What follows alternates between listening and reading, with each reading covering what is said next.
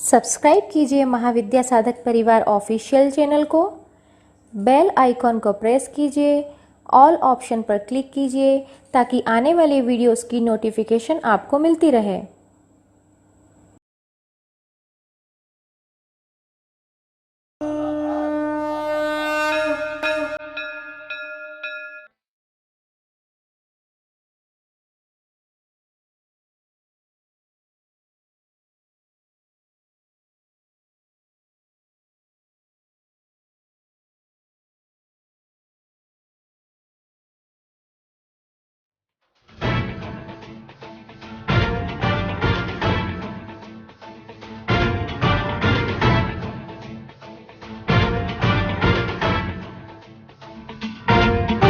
जटाटवी गलज्जल प्रवाह पावितस्थले कलेवलम्ब्यलम्बितां भुजङ्गतुङ्गमालिकान्तमड्डमड्डमड्डमन्निनादवड्डमर्वयं चकार चण्डताण्डवं तनोतु नः शिवः शिवम्।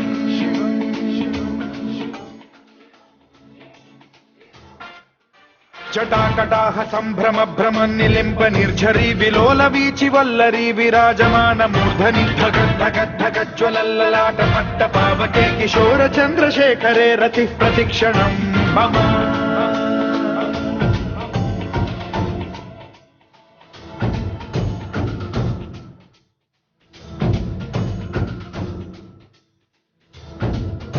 धराधरेन्द्र नन्दिनी विलास बन्धु बन्धुरस्फुरद्दिगन्त सन्तति प्रमोदमान मानसे कृपा कटाक्ष धोरणी निरुद्ध दुर्धरापदि क्वचिद् दिगम्बरे मनो विनोदमेतु वस्तुनि।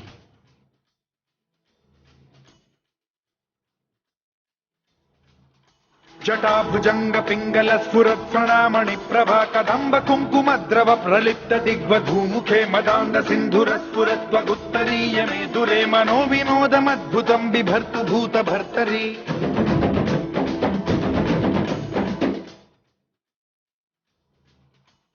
ॐ नमः शिवाय।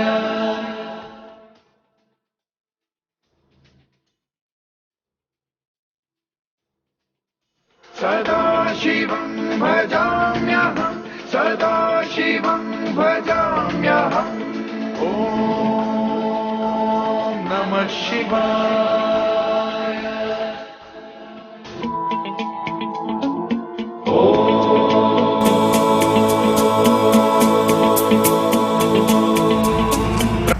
नमस्कार, मैं महाविद्या साधक परिवार से।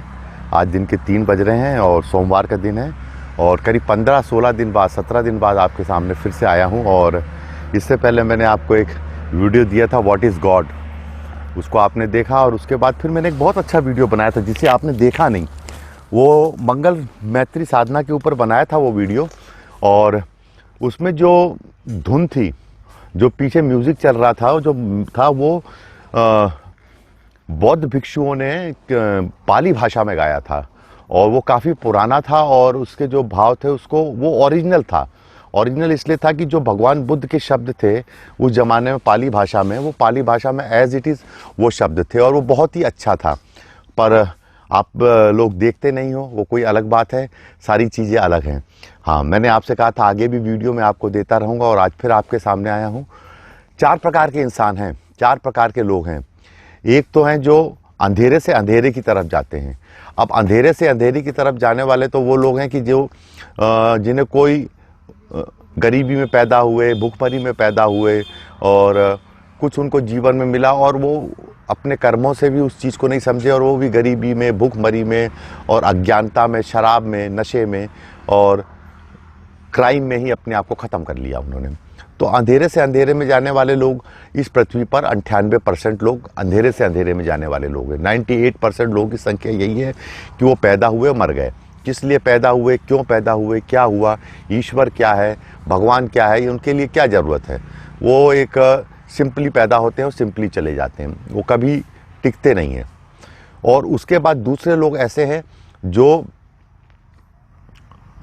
प्रकाश से अंधेरे की तरफ जाते हैं। जो हो सकता है कि उनके घर पे माँ बाप अच्छे हों, उनको कुछ क्या कहते हैं, संस्कार दिए हों, सारी बातें दी हों, पैसा रुपया दिए हो, सुख सुविधाएं दी हों, उनको आगे बढ़ने का मौका दिया हो, पर वो उस चीज़ को स्वीकार नहीं करते। वो उसको take it granted, take it easy लेते हैं। जैसे मान लीजिए मैंने ये वीडियो बनाया, अपने शिष्यों को दिया, उनके पास सुविधा है कि ये वीडियो देख सकते हैं, वो वीडियो ना देखे तो मैं क्या कर लूँगा।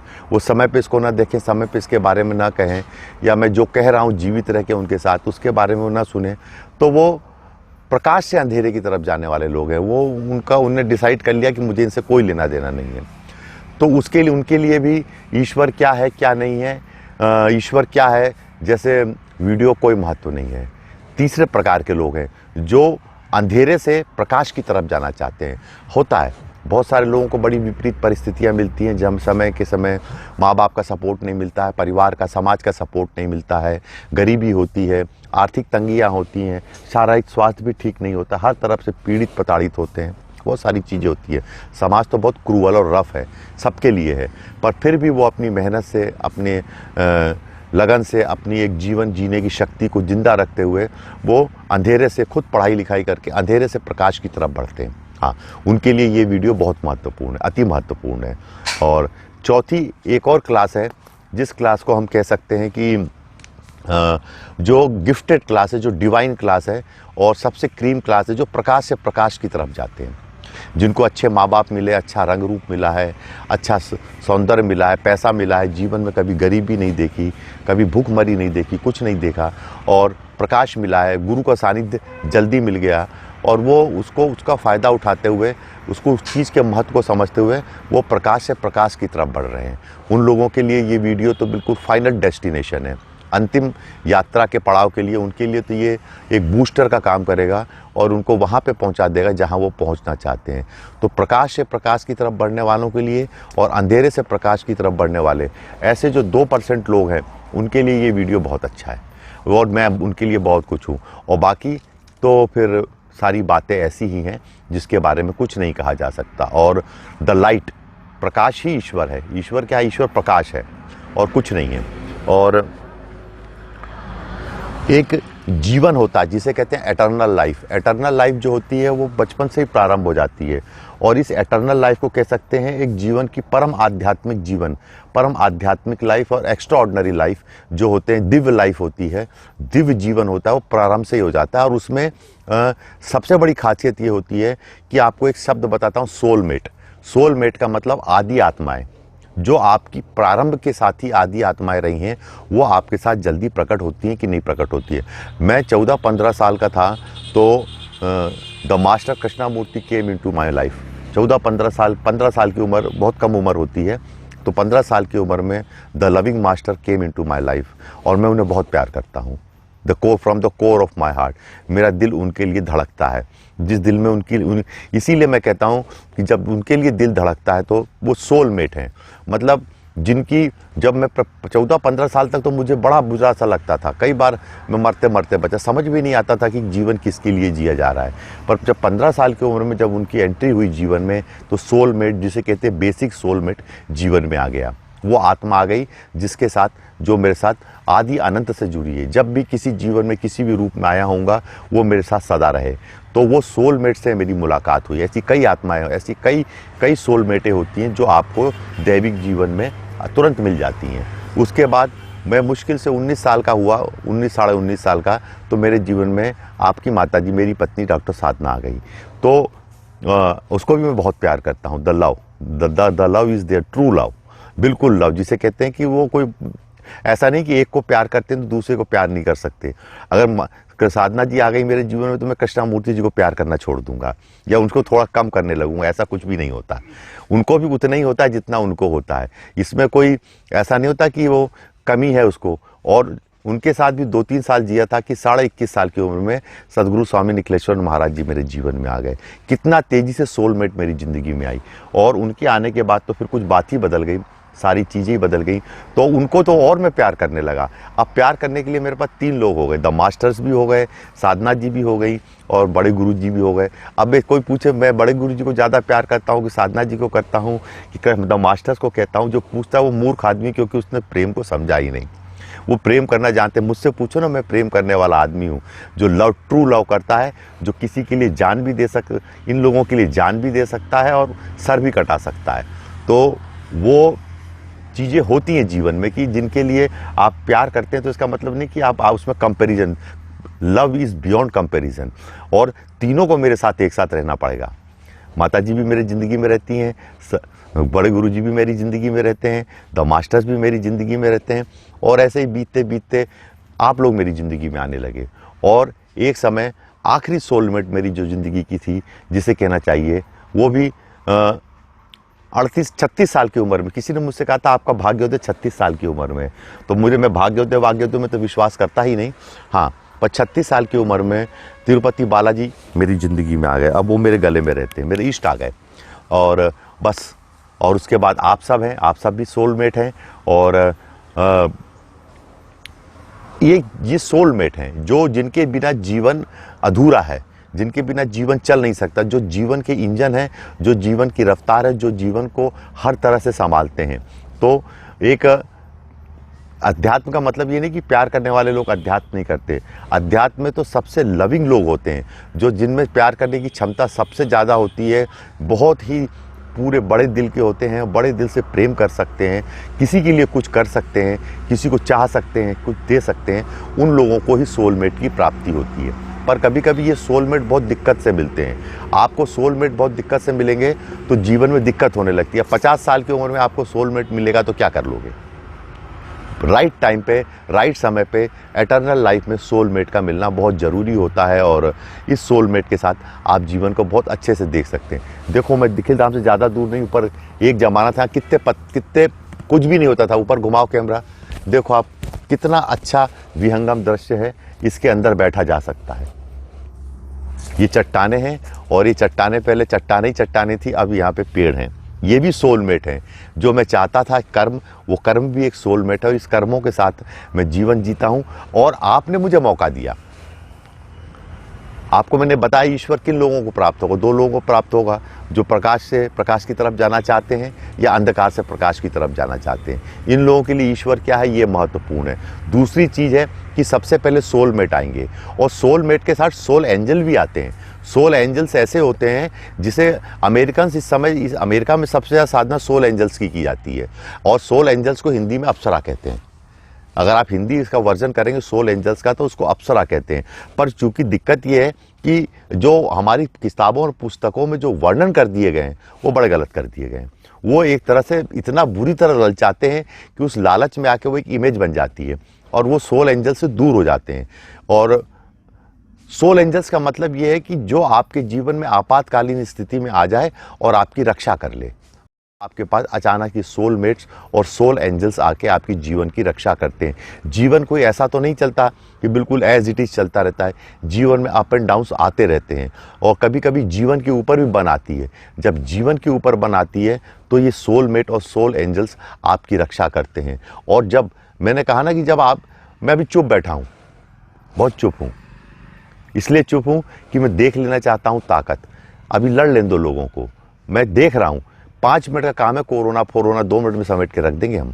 2 मिनट से तीसरा मिनट नहीं लूंगा मैं।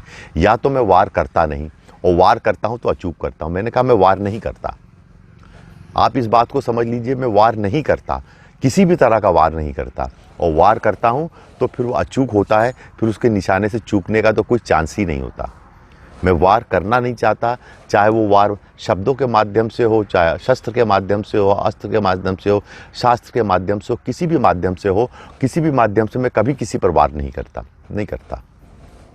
पर वार करता हूँ तो वो अचूक होगा, वो कभी चूक नहीं सकता। आप बेफिक्र रहिए। आपके दिल में सदगुरु स्वामी निखिलेश्वरानंद महाराज जी धड़क रहे हैं, और जिनके दिल में निखिलेश्वरानंद धड़क रहे हैं, उनको मैं नहीं समझता कि कभी कोई कोरोना होगा या कोरोना से मरेंगे। कुछ नहीं होगा उनको, वो निकाल लूँगा उनको मैं।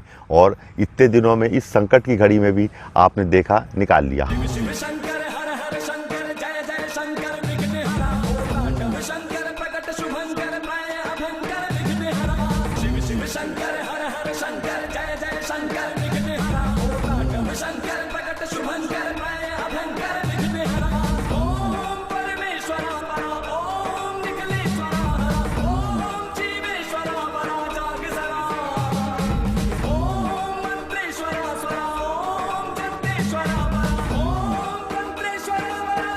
हाँ, मेरा मन अभी आप लोगों से, आपको मेरी याद आती होगी, बहुत याद आती होगी, मिलने का मन करता होगा। कई बार आप चलना चाहते होगे कि चलो गुरुजी से मिल लेते हैं, सारी बातें कर लेते हैं। ये भी बात सही है, मैं चाहूँ तो आपको बुला भी सकता हूँ, पर जब मैंने आपको ये वीडियो देना शुरू किया तो उस समय गर्मियाँ थी, गर्मी भी बीत गई पूरी, गर्मी का सीज़न भी निकल गया, बरसात भी पूरी बीत गई, बरसात पे भी मैंने आपको वीडियो दिए, और बरसात के बाद अब तीसरा सीज़न शुरू हो रहा है, सर्दियां आने लगी हैं और ये भी सीज़न दे रहा हूँ। वहाँ पे बर्फ़ गिरती, यहाँ पे ठंडक महसूस होती है। आपको एक बात बताऊँ, कहीं पे बर्फ़ गिरती है और यहाँ पे ठंडक महसूस होती है, कहीं पे बर्फ़ गिरती है और यहाँ पे मौसम बदल जाता है। तो यहाँ पे भी पेड़ लगाए जाते हैं तो वहाँ भी फ़र्क पड़ जाता है। ये दोनों साइड से होता है ऐसा। आप ये मत सोच लीजिए कि हिमालय जो है, हिमालय से ही बर्फ़ गिरेगी तो यहाँ पे ठंडक आएगी। अगर वहाँ पे बर्फ़ गिरती, यहाँ पे ठंडक आती है, तो मैं भी ये दावा करता हूँ कि यहाँ पे जो मैंने पेड़ लगाया है इसका भी असर हिमालय के ऊपर पड़ जाएगा, वो भी खुश हो जाएगा, क्योंकि यहाँ पे भी मैंने पेड़ लगाए तो इसकी प्रतिध्वनि भी वहाँ पे हो जाएगी, 100% होगी प्रतिध्वनि। क्योंकि जब वहाँ के बर्फ़ की प्रतिध्वनि यहाँ पे हुई तो यहाँ के वृक्ष की प्रतिध्वनि भी वहाँ पर होगी, यहाँ के आनंद की प्रतिध्वनि भी हिमालय में होगी। तो दोनों तरफ से चलता है। वहाँ पे भी अगर बर्फ़ पिघलती है तो यहाँ पे नदी में पानी बढ़ जाता है, मौसम बदलता है, तो यहाँ पर भी अगर हरियाली छाएगी तो वहाँ भी फ़र्क पड़ जाएगा। आप मान लीजिए इस बात को। ये बिल्कुल यही ईश्वर को समझने की क्रिया है कि यहाँ पे भी मैं क्रिया करूँगा तो वहाँ पे असर होगा। जब तुम वहाँ से क्रिया करते हो तो यहाँ असर होता है, तो जो मैं यहाँ से क्रिया करूँगा वो वहाँ पे असर करेगी। दोनों एक साथ चलती है। यहाँ पर मैं अगर काम करूँगा, यहाँ पे अगर मैं पेड़ लगाऊंगा, यहाँ पे अगर मैं हरियाली लाऊंगा, तो हिमालय का भी पर्यावरण में सुधार दूंगा। मुझे हिमालय पे जाके पर्यावरण सुधारने की जरूरत नहीं, मैं यहीं से बैठे बैठे वहाँ के ग्लेशियरों को बांध दूंगा, यहाँ से बैठे बैठे हिमालय की बर्फ़ को पिघलने नहीं दूंगा। आप इस बात को समझ लीजिए। ये टोटल थ्योरी है, ये पूरी थ्योरी है कि यहाँ पे जो मैं काम करूँगा वहाँ पे होगा, वहाँ पे उसका असर दिखाई देगा। यही तो क्रिया है, यही तो सबसे बड़ी महत्वपूर्ण बात है जो आपको मैं इस वीडियो के माध्यम से समझाना चाहता हूँ कि आप ये मत समझ लीजिए कि आप वहाँ क्रिया करेंगे तो यहाँ नहीं होगा, यहाँ नहीं करेंगे तो वहाँ नहीं होगा। मैं जहाँ से बैठ के आपको संबोधित कर रहा हूँ, ये जगह भी महत्वपूर्ण है। ये 40, 50, 60, 70 पहाड़ हैं ऐसे, ये पूरा पहाड़ी इलाका है। और आप देखो, ये सांची तक जाता है, रायसेन तक, जहाँ पे भगवान बुद्ध का स्तूप बना हुआ है। और वो स्तूप जो बना हुआ है, वो स्तूप जिसे कहते हैं आप बना हुआ है, वो स्तूप इन्हीं पर्वत श्रृंखलाओं में, यहाँ से अभी 25 पहाड़ी पीछे जाएंगे तो आपको सांची का स्तूप मिल जाएगा। और उसी पहाड़ी की एक श्रृंखला पे मैं बैठा हुआ हूँ। और ये जो नदी यहाँ से बहती है, आपको सांची के पहाड़ से भी नदी बहती हुई दिखती है। ये श्रृंखलाएं हैं पर्वतों की, ये चलती रहती हैं, ये बहुत दुर्लभ है। आपको यकीन नहीं मानेगा, मैं यहाँ मानोगे, मैं यहाँ पे नहीं बैठा, यहाँ पे कालिदास भी बैठे। मेघदूत की रचना इन पहाड़ियों पे ही हुई है। इन पहाड़ियों पे ही मेघ उतर के आते हैं उस जमाने से। बहुत सुंदर पहाड़ियाँ हैं ये, पर ठीक है, पेड़ वेड़ काट दिए गए हैं, सारी बातें हो गई हैं, फिर से मैं इनको ठीक कर रहा हूँ। और ये सारी पहाड़ी सरकार ने मुझे दे दी है। मेरे पास लेटर मैं आपको दिखाऊंगा वीडियो में। द गवर्नमेंट ऑफ जो वन विभाग है उसने कहा आप इस पर काम कीजिए, हम आपके काम की प्रशंसा करते हैं, आपको ये पहाड़ियाँ देते हैं, आप इसको तो सुधारिए। They are very happy. तो आने वाले समय में और आप लोगों के उससे इनको सुधारता रहूँगा और ईश्वर की प्राप्ति होती रहेगी। आपको मालूम है मैंने इन वीडियो में क्या किया है? अभी तक मैं आपसे चुप बैठा हुआ था। मैंने किसी का नाम दिया द अवेकनिंग ऑफ इंटेलिजेंस, किसी का नाम दिया मैंने द व्हाट इज़ गॉड, किसी का कुछ हंसम सोहम दिया, कुछ नहीं। हमारे अध्यात्म में एक प्रचंड क्रिया है कपाल मोचन। जो पहला वीडियो मैंने निकाला, उस वीडियो से लेके अभी तक कि मैंने आपको पिछले दो मौसम बीत गए, इन 2 मौसम में मैंने सिर्फ कपाल मोचन किया है। कपाल मोचन का मतलब आपके दिमाग का मोचन कर दिया। कपाल मोचन एक प्रक्रिया होती है जो बहुत ही बिरले गुरु करते हैं। इसे पूरा का पूरा मस्तिष्क जिसे कहते हैं, मोचन मतलब उसको हटा दिया, ख़त्म कर दिया, सारी मैट्रिक्स तोड़ के फेंक दी कि आपने वीडियो देखा, सारी मैट्रिक्स तोड़ दी और कपाल मोचन की क्रिया संपन्न की। ये बड़ी क्रूर है और कभी कभी इसमें, इसलिए मैंने इसके बारे में इन वीडियोस में आज मैं बोल रहा हूँ आपसे कि वास्तव में मैंने कुछ नहीं किया, मैंने सिर्फ आपका कपाल मोचन किया है। जो लोग ये वीडियो देखेंगे श्रृंखला के साथ एक के बाद एक, उनका कपाल मोचन निश्चित है, उनका कपाल मोचन पूर्ण रूप से हो जाएगा। और वो जो एक हर तरह के मैट्रिक्स में, हर तरह की माया के जाल में, एक जंजालों में फंसे हुए हैं, उससे वो निकल जाएंगे। पर ये क्रिया बोल के नहीं की जाती, ये क्रिया बड़ी तरीके से, बड़ी सिस्टम से की जाती है, क्योंकि बड़ी क्रूर है, बड़ी हार्ड वर्क है। और इस क्रिया को संपन्न इसीलिए किया गया कि अब आप इस कपाल मोचन के बाद व्हाट इज गॉड, इसको आप समझ सकते हैं, ईश्वर क्या है।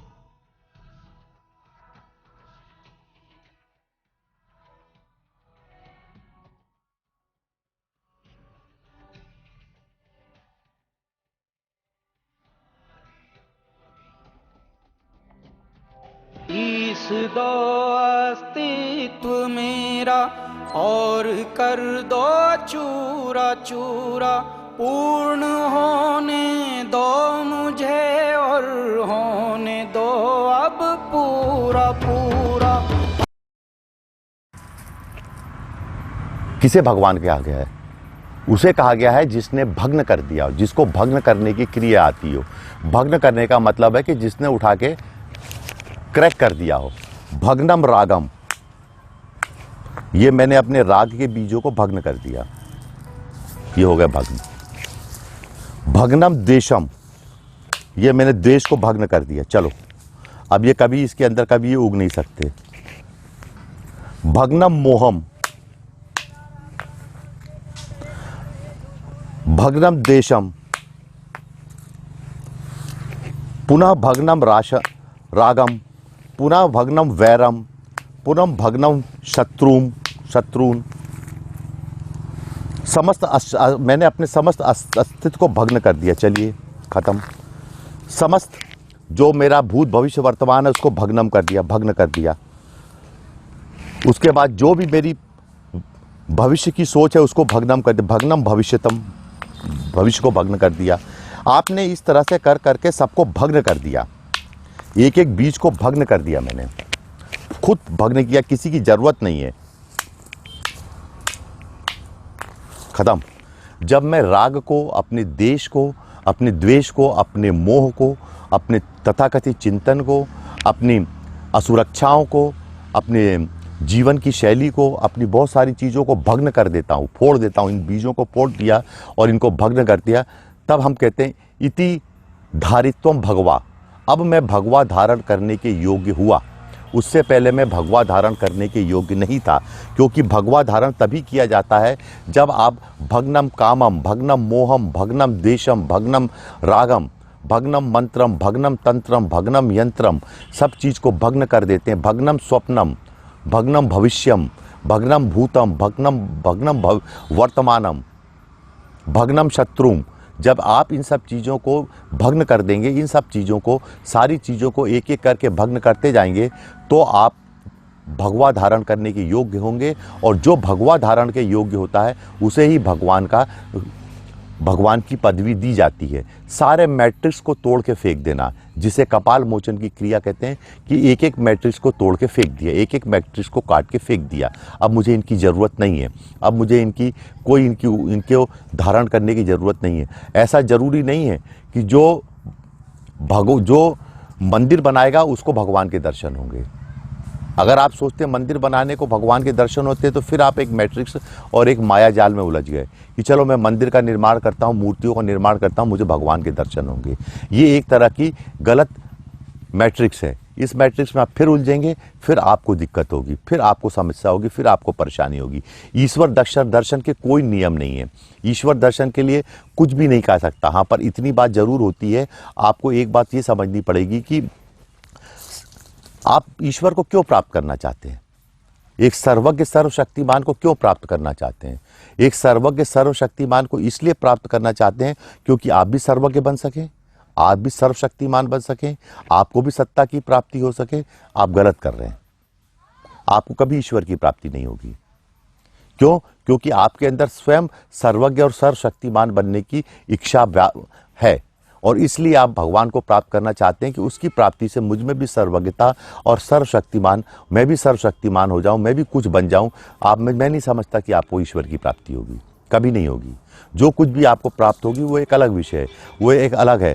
आपको क्या देखना पड़ेगा, आप इसको थोड़ा आपको सबसे पहले अवलोकन क्या करना पड़ेगा। क्या अवलोकन करना चाहते हैं आप? सबसे पहले आपको अपने आप को देखना पड़ेगा, आपके अपने आप के मस्तिष्क का अवलोकन करना पड़ेगा। आप अपनी क्रियाओं को देखते हैं? मैं कुछ नहीं करता, सिर्फ अपने अपने आप का अवलोकन करता हूँ कि मैं क्या कह रहा हूँ, क्या सुन रहा हूँ, क्या कर रहा हूँ। क्या आपको कभी प्रायश्चित होता है? क्या आपको कभी पश्चाताप होता है अपनी गलतियों का? क्या आप अपनी गलतियों को स्वयं देख सकते हैं? होता है। क्या आप अपनी कमियों को स्वयं देख सकते हैं? नहीं देखते। मैं देखता हूँ, मुझे अपनी कई बार कमियां भी दिखाई देती हैं। क्या अपनी आप आप अपने जिसे कहते हैं कि सतहीपन को आप देखते हैं? नहीं देखते। मैं देखता हूं। मैं रोता भी हूं, मैं प्रायश्चित भी करता हूं कि मुझसे ये गलती कैसे हो गई, क्यों ऐसा मुझसे हो गया। मैं क्षमा भी मांगता हूं। बड़े गुरुजी जब लीलावती हॉस्पिटल में एडमिट थे तो उन्होंने कहा था, साधना जी से भी कहा था, मुझसे भी कहा था कि मुझे 4 लाख रुपए चाहिए। 4 लाख रुपए उन्होंने मांगे थे। उस समय 1998 की बात है। 4 लाख रुपए आज के 40 लाख के बराबर होंगे। कहा था 4 लाख रुपए आप दे दो, आप तुम लोग लेकर दे दो मुझे। मेरे शरीर पे कुछ, मेरे मकान पे कुछ गुंडों ने कब्जा कर लिया है, इसलिए मुझे छुड़ाने के लिए 4 लाख रुपए चाहिए। माताजी और मैं देने में सक्षम थे 4 लाख रुपए। ऐसा नहीं कि हम सक्षम नहीं थे, दे सकते थे। 1998 की बात कर रहा हूं। इतना ईश्वर ने श्री विद्या दी थी कि मैं और माताजी दे सकते थे, पर कमियां थी, कुछ थी, और उन्होंने भी बात घुमा फिरा के कही थी, उसको पकड़ नहीं पाए कि मेरे मकान पे किसी ने, गुंडों ने कब्जा कर लिया है। कहने का मतलब तो यही था कि मेरा शरीर इस समय किसी बीमारी से ग्रसित है जिसके इलाज में 4-5 लाख रुपए खर्च हो रहे हैं, तुम लोग दे दो। ऐसा नहीं उनके पास पैसे कमी थी, 4 करोड़ होता तो वो स्वयं कर सकते थे। वो बहुत महान है, उनकी कोई बात ही नहीं, तो 4 करोड़ भी खर्च कर सकते थे, उनके पास पैसे की क्या कमी उस जमाने में भी। पर उन्होंने चाहा कि शिष्य पैसा दे दे, और माताजी मुझसे बोला और हम नहीं दे पाए, या नहीं दे पाए, क्या हमसे गलती हो गई, इतनी बड़ी गलती हो गई कि पूछने वाली बात नहीं। हम तो उस चीज़ को टाल गए, उस चीज़ को घुमा गए। उन्होंने कोई बड़े, वो तो सदगुरु जो हैं, एक बार कहते हैं, 2 बार कहते हैं, उसके बाद कोई पीछे थोड़ी पड़ते डंडा लेके। कोई वो वसूली करने वाले थोड़ी हैं, या ऐसे लोग हैं कि बार बार बोलेंगे। 1-2 बार बोलते हैं, उसके बाद थोड़ी बोलते हैं। पर हम लोग हट गए पीछे, किसी कारणवश हट गए पीछे। मेरी और उनकी माताजी की बात हुई, आपकी माताजी की। यार मैंने कहा 4 लाख रुपए दे देंगे, देने को तो है, पर थोड़ा सा मोह तो आ गया पैसे को लेके 1998 में, कि 4 लाख रुपए फिर कैसे, क्या होगा, क्या नहीं होगा। ऐसा नहीं था कि उसके लिए हमें मकान बेचना था या कुछ गिरवी रखनी थी, दे सकते थे, आराम से दे देते। उनकी प्रैक्टिस इतनी अच्छी थी माताजी की, और मेरा भी काम दाम था। 4 लाख रुपए हमारे पास थे, हम दे सकते थे, नहीं दे पाए। आज हम रोते हैं, आज हम प्रायश्चित करते हैं, आज हमारे अंदर तड़फ है, आज हमारे अंदर एक गिल्टी कॉन्शियसनेस है कि हमने क्यों नहीं दे दिए। गुरुजी चले गए, गुरुजी ने शरीर छोड़ दिया। हम वो चाह रहे थे, वो ये चाह रहे थे कि हमारा उनका जो इलाज में जो खर्च हुआ है वो भी हम ही करें। वो हमको इतनी बड़ी अपॉर्चुनिटी दे रहे थे कि शायद वो अपॉर्चुनिटी हम ले लेते तो क्या बात थी। गुरु बहुत कुछ देना चाहता है कई बार, पर वो अपॉर्चुनिटी हमें दे रहे थे, वो हमें ईश्वर तत्व दे रहे थे, सब कुछ दे रहे थे कि आप 4 लाख रुपये भर दो तुम। और मैं, माताजी चाहती 4 लाख उठा के फटाक से भर देती। किसी शिविर में खर्च हो जाते थे इससे ज़्यादा पैसे तो उन जमाने में। पर क्या हुआ, नहीं दे पाए, नहीं दिए उन्होंने। हम रोते हैं, हम प्रायश्चित करते हैं इस बात को लेके। हम इस बात को लेके सोचते हैं कि क्यों हमने नहीं किया। आज हमने आपसे बात खोली। 1998 से लेके आज तक हमारे मन में ये ग्रंथि रहती है। आज हम निखिल धाम बनाते हैं, पेड़ पौधे लगाते हैं, बड़े गुरुजी का काम करते हैं, सारी चीज़ें करते हैं। क्यों? क्योंकि प्रायश्चित कर रहे हैं। जो हमसे भूल हुई है, जो हमसे गलती हुई है, जो उन्होंने मौका दिया था, जो हमने छोड़ दिया, उसका प्रायश्चित करते हैं कि हमने अपने गुरु की बात नहीं मानी। उस समय हमें दे देना चाहिए था, हमसे ये कैसे हो गया। इसमें आप हमारा क्या कर लोगे, आप हमारे पर, हमारी भी मिस्टेक हमसे भी होता है। यही मैं बताता हूँ, यही अवलोकन, यही ध्यान है। आप सुबह उठते हो, 10 घंटे 1 घंटे के लिए कमरे में जाते हो, किताब पढ़ के बस बैठ जाते हो, आँख मची, ये चक्कर घूम रहा है, वो चक्कर घूम रहा है, फला चक्कर घूम रहा है, इस पे एनर्जी जा रही है, उस पे एनर्जी जा रही है, ऐसा वैसा, ये वो, 2-4 मंत्र पढ़ते हो, आरती उतारते हो, और उसके बाद फिर शुरू हो जाते हो। कुछ नहीं करते, सब फ्रॉड है, सिर्फ झूठ बोलते हो तुम। वो सिर्फ फ्रॉड है, कोई ध्यान व्यान नहीं, कोई मेडिटेशन नहीं है, कोई उससे व्हाट इज गॉड है आपको कभी मालूम नहीं चलेगा। आपकी पूर्ण जीवन शैली ऐसी होनी पड़ेगी, मैंने कहा एटर्नल लाइफ होनी पड़ेगी, जिसमें आपको अपना अवलोकन करना पड़ेगा, अपनी गलतियों के लिए आपको समझना पड़ेगा। एक गलती बताई नहीं, ऐसी बहुत सारी गलतियां होती है। ये सृष्टि समस्त विकिरण की सृष्टि है, सब जगह विकिरण हो रहा है। मैं आपके सामने इसलिए नहीं आता, आपको इसलिए कहता हूँ, आपको मालूम है, मैंने कहा यहाँ पे, वहाँ बर्फ़ गिरती, यहाँ असर होता है, वहाँ परमाणु बम फूटते हैं, वहाँ हजारों परमाणु बम प्रति सेकंड फूटते हैं सूर्य में, और यहाँ पे सब कुछ होता है। यहाँ पे सूर्य की किरणें आती हैं, वहाँ पे हजारों परमाणु बम फूटते हैं। हर सेकंड फूटते हैं। ऐसे ही इस दिमाग में भी हजारों परमाणु बम फूटते हैं। जो ध्यान करता है उसको इतना मालूम होना चाहिए, जो ध्यान करता है उसकी आंखें बताती हैं, क्योंकि उसके अंदर प्रेम निकलता है। वहाँ इस दिमाग में भी हजारों न्यूरॉन्स, करोड़ों अरबों न्यूरॉन्स हैं। इसमें मेरे में यहाँ भी करोड़ों परमाणु बम को ब्लास्ट होता है। जो वहाँ होता है वो यहाँ होता है, जो यहाँ होता है वो वहाँ होता है। और वही आंखों में जब निकलता है तो प्रेम के माध्यम से निकलता है। वो विकिरण आपको प्रेम में कन्वर्ट करके दे देता हूँ, आपको देने की क्षमता में कन्वर्ट करके दे देता हूँ। क्योंकि सीधा अगर प्रक्षेपण कर दूंगा, विकिरण कर दूंगा तो बहुत दिक्कत आ जाएगी। इसलिए कभी कभी मना भी कर देता हूँ, मेरे सामने ज़्यादा मत बैठो, मुझसे दूर रहो, थोड़ा सा बचा के चलो। कभी कभी इन विकिरणों को इन पेड़ों में भी डाल देता हूँ। यही तो जीवन है।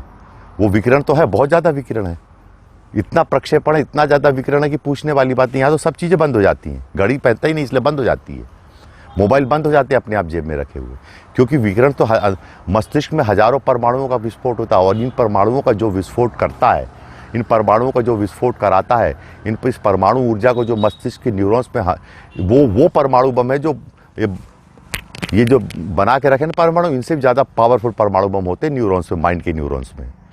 वो न्यूट्रॉन बॉम्ब्स होते हैं, वो भी विस्फोट होते हैं, वो रात को होते हैं विस्फोट।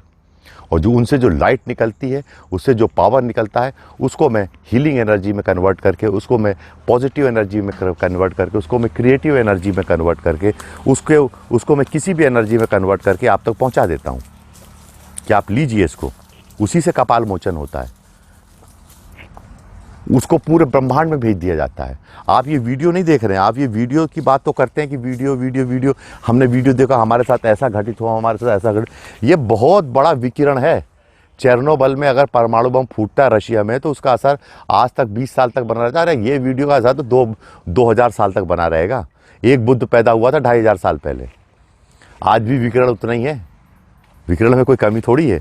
एक बुद्ध इस पृथ्वी पर आया था 2-2500 साल पहले, उसके विकिरण में एक कृष्ण आया था 5000 साल पहले, उसका विकिरण उतना ही है। उसमें कौन सी कमी है?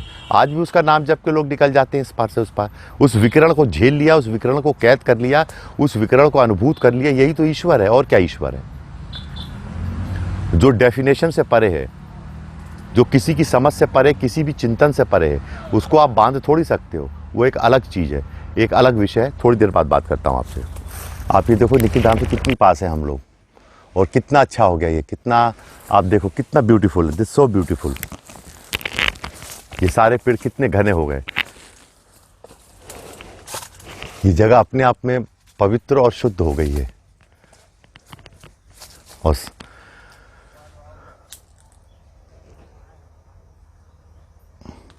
भगवान बुद्ध के पास उनके मंत्री आए और उनसे बोलने लगे कि अभी आप 28 साल के हो, अभी आपकी दाढ़ी मूंछ के एक भी बाल सफ़ेद नहीं हुए हैं। आप 27-28 साल के व्यक्ति हो और अभी आपकी दाढ़ी मूंछ के एक भी बाल सफ़ेद नहीं हुए हैं। और आप ये संन्यास लेने की बात क्यों करते हो? आप ये धर्म और अध्यात्म की बात क्यों करते हो? आप ये सब कुछ छोड़ के जाने की बात क्यों करते हो?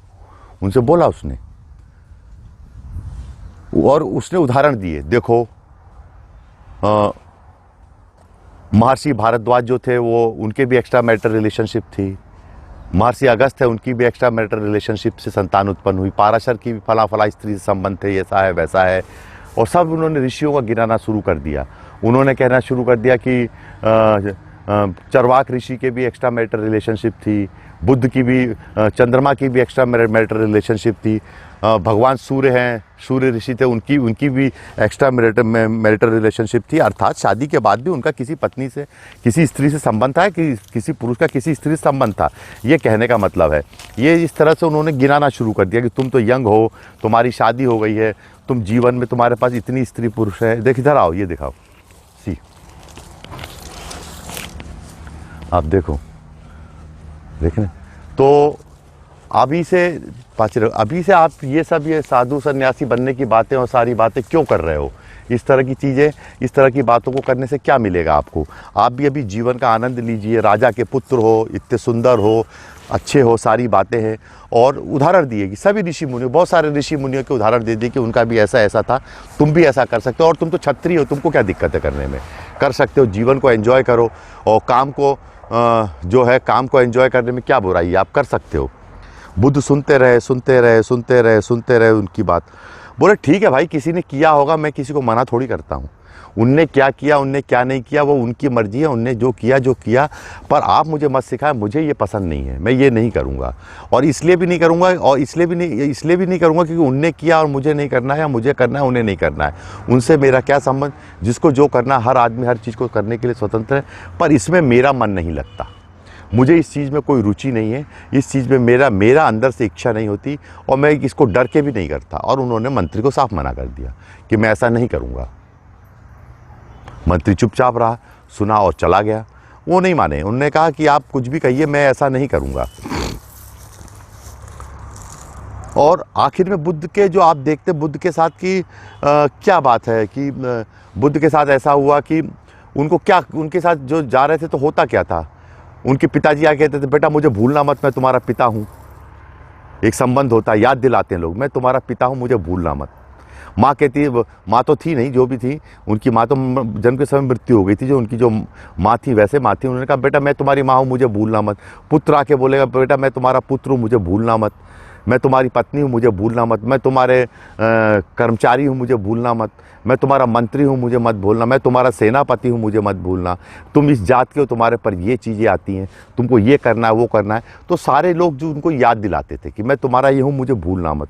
उन्होंने कहा मैं कहाँ भूल रहा हूँ कि तुम लोग मेरे ये हो, वो हो, ऐसा है वैसा है। पर वो ठीक है अपनी जगह, पर जो है वो स्पष्ट बात है कि मुझे इससे लेना देना नहीं है। मैं ईश्वर के मार्ग पे, एटर्नल मार्ग पे बढ़ूंगा, और इस एटर्नल मार्ग की तरफ मैं बढ़ूंगा।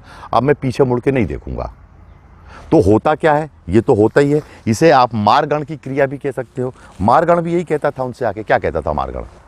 जब बुद्ध आखिरी स्टेज में पहुंच गए अपनी, जब ईश्वर प्राप्ति जो भी कह लीजिए, तो उनसे मारगण ने क्या कहा? उनसे कहा भाई यार ये तू क्यों कर रहा है, तू राजा बन जा, तुझे को चक्रवर्ती सम्राट बना देता हूँ, तेरे को सिद्धियाँ दे देता हूँ, तेरे को पैसे दे देता हूँ, रुपए दे देता हूँ, तेरे को स्त्री पुरुष जो चाहिए वो देता हूँ, तेरे को अटूट काम दे देता हूँ, अटूट सौंदर्य दे देता हूँ, सब कुछ आप तेरे को दे देता हूँ। पर ये तू काहे के लिए फालतू में साधना वादना करता, काहे के लिए बुद्ध बनने के चक्कर में पड़ा है? इससे तुझे क्या मिलेगा?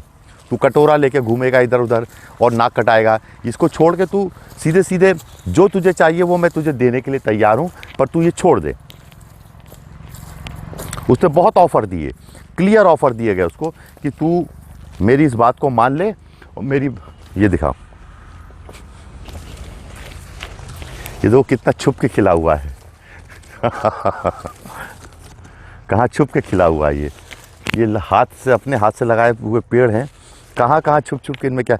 तो तू मेरी बात मान ले और ये सब छोड़ दे। उन्होंने कहा नहीं, मैं तुम मारगण, तुमको जाना है जाओ, यहाँ पे जाना। उन्होंने अपने सर पे घास तोड़ी और मुंज की रख लिया। मुंज रख के बोले युद्ध करेगा, युद्ध कर ले मुझसे, तू हारेगा मैं नहीं हारूंगा, और तुझे जाना पड़ेगा मैं नहीं जाऊंगा।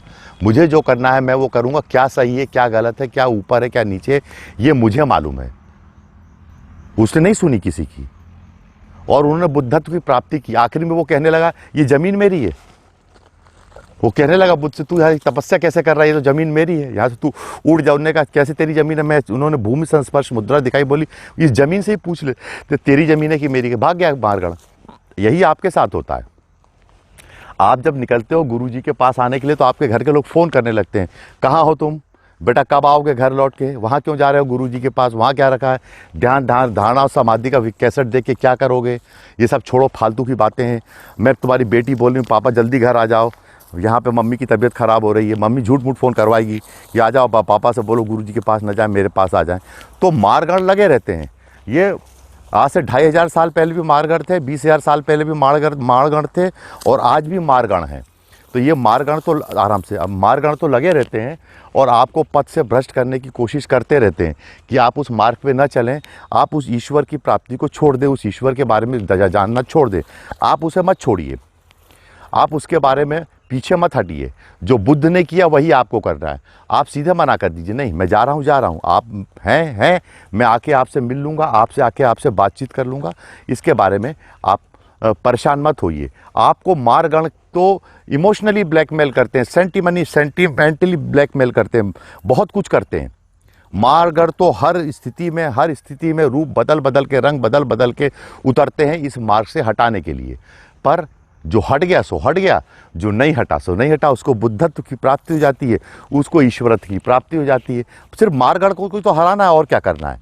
ये मारगढ़ ही सारी मैट्रिक्स है, ये सारी की सारी मैट्रिक्स ही मारगढ़ है और कुछ नहीं है।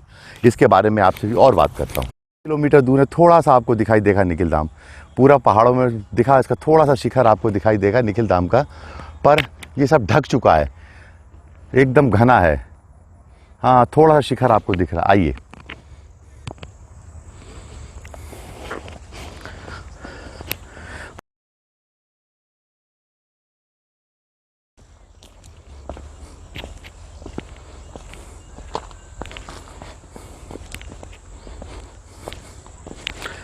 चार 5 महीने पहले मैं आपके साथ यहाँ पर आया था इस दोस्त से मिलने, और फिर अब आया हूँ। आप ये देखो, अभी तो इसमें पत्ते भी अच्छे आ गए हैं। इससे मैं मिलने आता रहता हूँ, 4-5 महीने हो गए इस बार आए, पर मैं इसको हर साल देखने आता हूँ, यहीं पे खड़ा होता हूँ। ये देखो, इसका एक दोस्त यहाँ पे भी आ गया है, कितना अच्छा आया है। यहाँ कोई मट्टी नहीं है, कुछ नहीं, इसका एक दोस्त यहाँ पे भी खिल गया है। ये चट्टान कितनी शिव जी के समान है पूरी, देखो नेचुरल शिवा है, ये नेचुरल शिवलिंग है ये।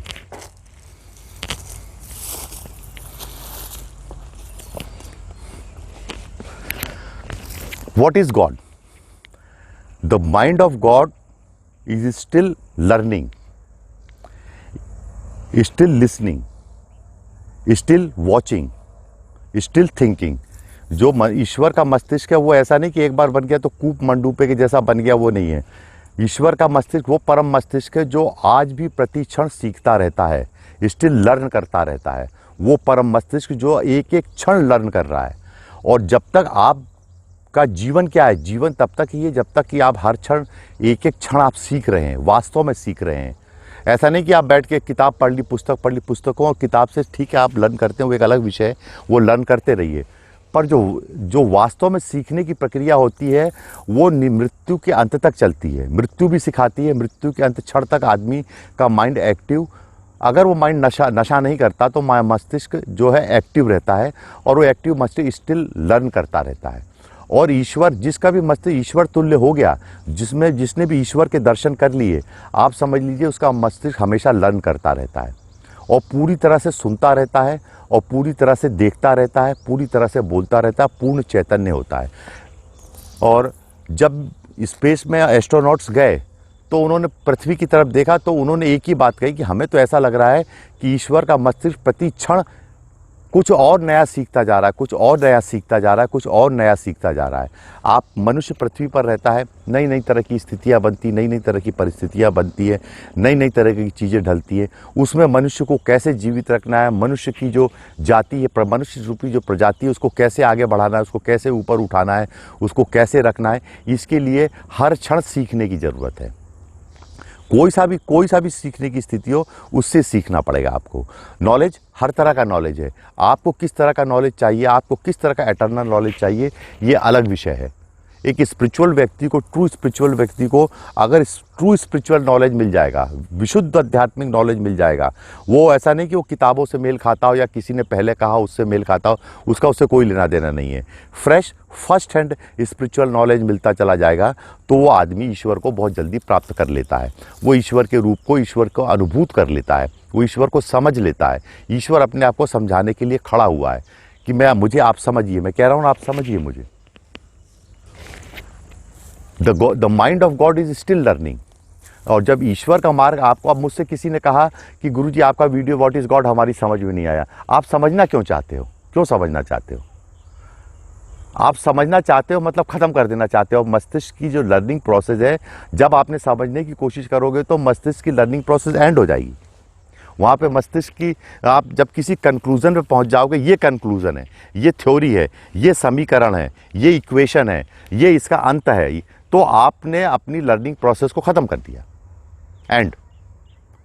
पर जो वाइडेंड है, जो अति विराटता होती जाएगी, द अनलिमिटेड, जो अनलिमिटेड है, उसको समझने के लिए आपको अपने मस्तिष्क को भी अनलिमिटेड रखना पड़ेगा। उसको लिमिट से, क्रॉस मेजरमेंट से निकालना पड़ेगा, उसको किसी निष्कर्ष पे या किसी चीज़ पर पहुंचने से रोकना पड़ेगा। आप मेरे वीडियोस को देखते, मेरे वीडियोस को कभी मेमोराइज नहीं कर सकते। आप देख लीजिए इतने वीडियोस, आपको याद ही नहीं होगा मैंने क्या बोला। आप ये वीडियो भी थोड़ी देर में भूल जाओगे मैंने क्या बोला। मैं इसमें जो कंटेंट है, इसमें जो प्रोसेस चल रही है, जो फ्लो ऑफ एनर्जी चल रही है, वो इतनी लाइव और फर्स्ट हैंड है कि आप उसको मेमोराइज नहीं कर सकते। आप कभी भी मेमोराइज नहीं कर पाओगे। मैं आपसे पूछूं, चलिए मैंने हंसम सोहम में क्या बोला था, आप भूल जाओ। आपको फिर से देखना, फिर से पढ़ना पड़ेगा। क्यों? क्योंकि ये जो नॉलेज है, ये मेमोराइज करने के लिए दिए जाने वाले नॉलेज नहीं है। ये ईश्वर का जो नॉलेज है, वो मेमोराइज करने के लिए दिए जाने वाला नॉलेज नहीं होता है। मेरा बहुत सारे लोग आते हैं जिनको ईश्वर के दर्शन हो चुके रहते हैं। ऐसा नहीं कि उनको ईश्वर के दर्शन नहीं हुए रहते या नहीं हुए होते हैं। कई बार मुझसे लोग मिलते हैं जिनसे मैं बात करता हूं, तो मैं उनसे पूछ लेता हूं, जब ये उंगली होती है, जब ये आप ईश्वर के दर्शन के लिए कुछ चीज़ें बहुत ज़रूरी होती है। एक तो अति संवेदनशीलता बहुत ज़रूरी होती है, जिसे कहते हैं अति संवेदनशीलता। जो हमारी जो इंद्रियां हैं, वो अति में इंद्रियातीत है, अति में संवेदनशील होनी चाहिए। हाइपर सेंसिटिविटी उसके लिए बहुत ज़रूरी है। It is very dangerous. लोग हशीश क्यों लेते हैं, लोग गांजा क्यों पीते हैं, लोग चरस क्यों पीते हैं, लोग ड्रग्स क्यों खाते हैं, लोग शराब क्यों पीते हैं? ये इसलिए लेते हैं कि ये थोड़ी देर के लिए, फॉर अ टाइमिंग, जो आपके इंद्रियां हैं उसको अति में, नशेड़ी गजेड़ी भंगेड़ी जो होते हैं, उनको अति में संवेदनशीलता उनकी अति में बढ़ा देती हैं। और उस संवेदनशीलता के बीच में उनको कुछ समथिंग एक्स्ट्रा ऑर्डिनरी के दर्शन हो जाते हैं, जो माइंड ने कभी नहीं किए होते। जब जैसे एस्ट्रोनॉट्स जाते हैं, हवाई जहाज ऊपर जाते हैं, जीरो ग्रेविटी में जाते हैं, तो जीरो ग्रेविटी में जाने के बाद उनका चेहरा फूल जाता है, उनका ब्लड सर्कुलेशन ऊपर की तरफ हो जाता है, उनको बहुत सारी तकलीफें होती है, उनको कॉन्स्टिपेशन हो जाता है, उनको चक्कर आने लगते हैं। क्यों? क्योंकि वो माइंड जो है, उस पर्टिकुलर माइंड क्या है, माइंड के तो एक कंप्यूटर है, जिसको जितना मालूम उसके एंड तक पहुंच जाता है।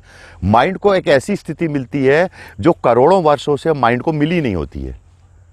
अब अंतरिक्ष में कोई माइंड तो गया नहीं होता है, बहुत कम, स्पेस में तो कोई माइंड गया ही नहीं होता है। हम जिस सदी में जी रहे हैं, उस सदी की सबसे इंपॉर्टेंट घटना जो मानव के साथ घटित हुई है विज्ञान में, उसे मैं मानता हूं मनुष्य का चंद्रमा पे पैर रखना। जो चंद्रमा पे मनुष्य के फुटप्रिंट हैं, वो फुटप्रिंट कई अरब साल बाद मिटेंगे।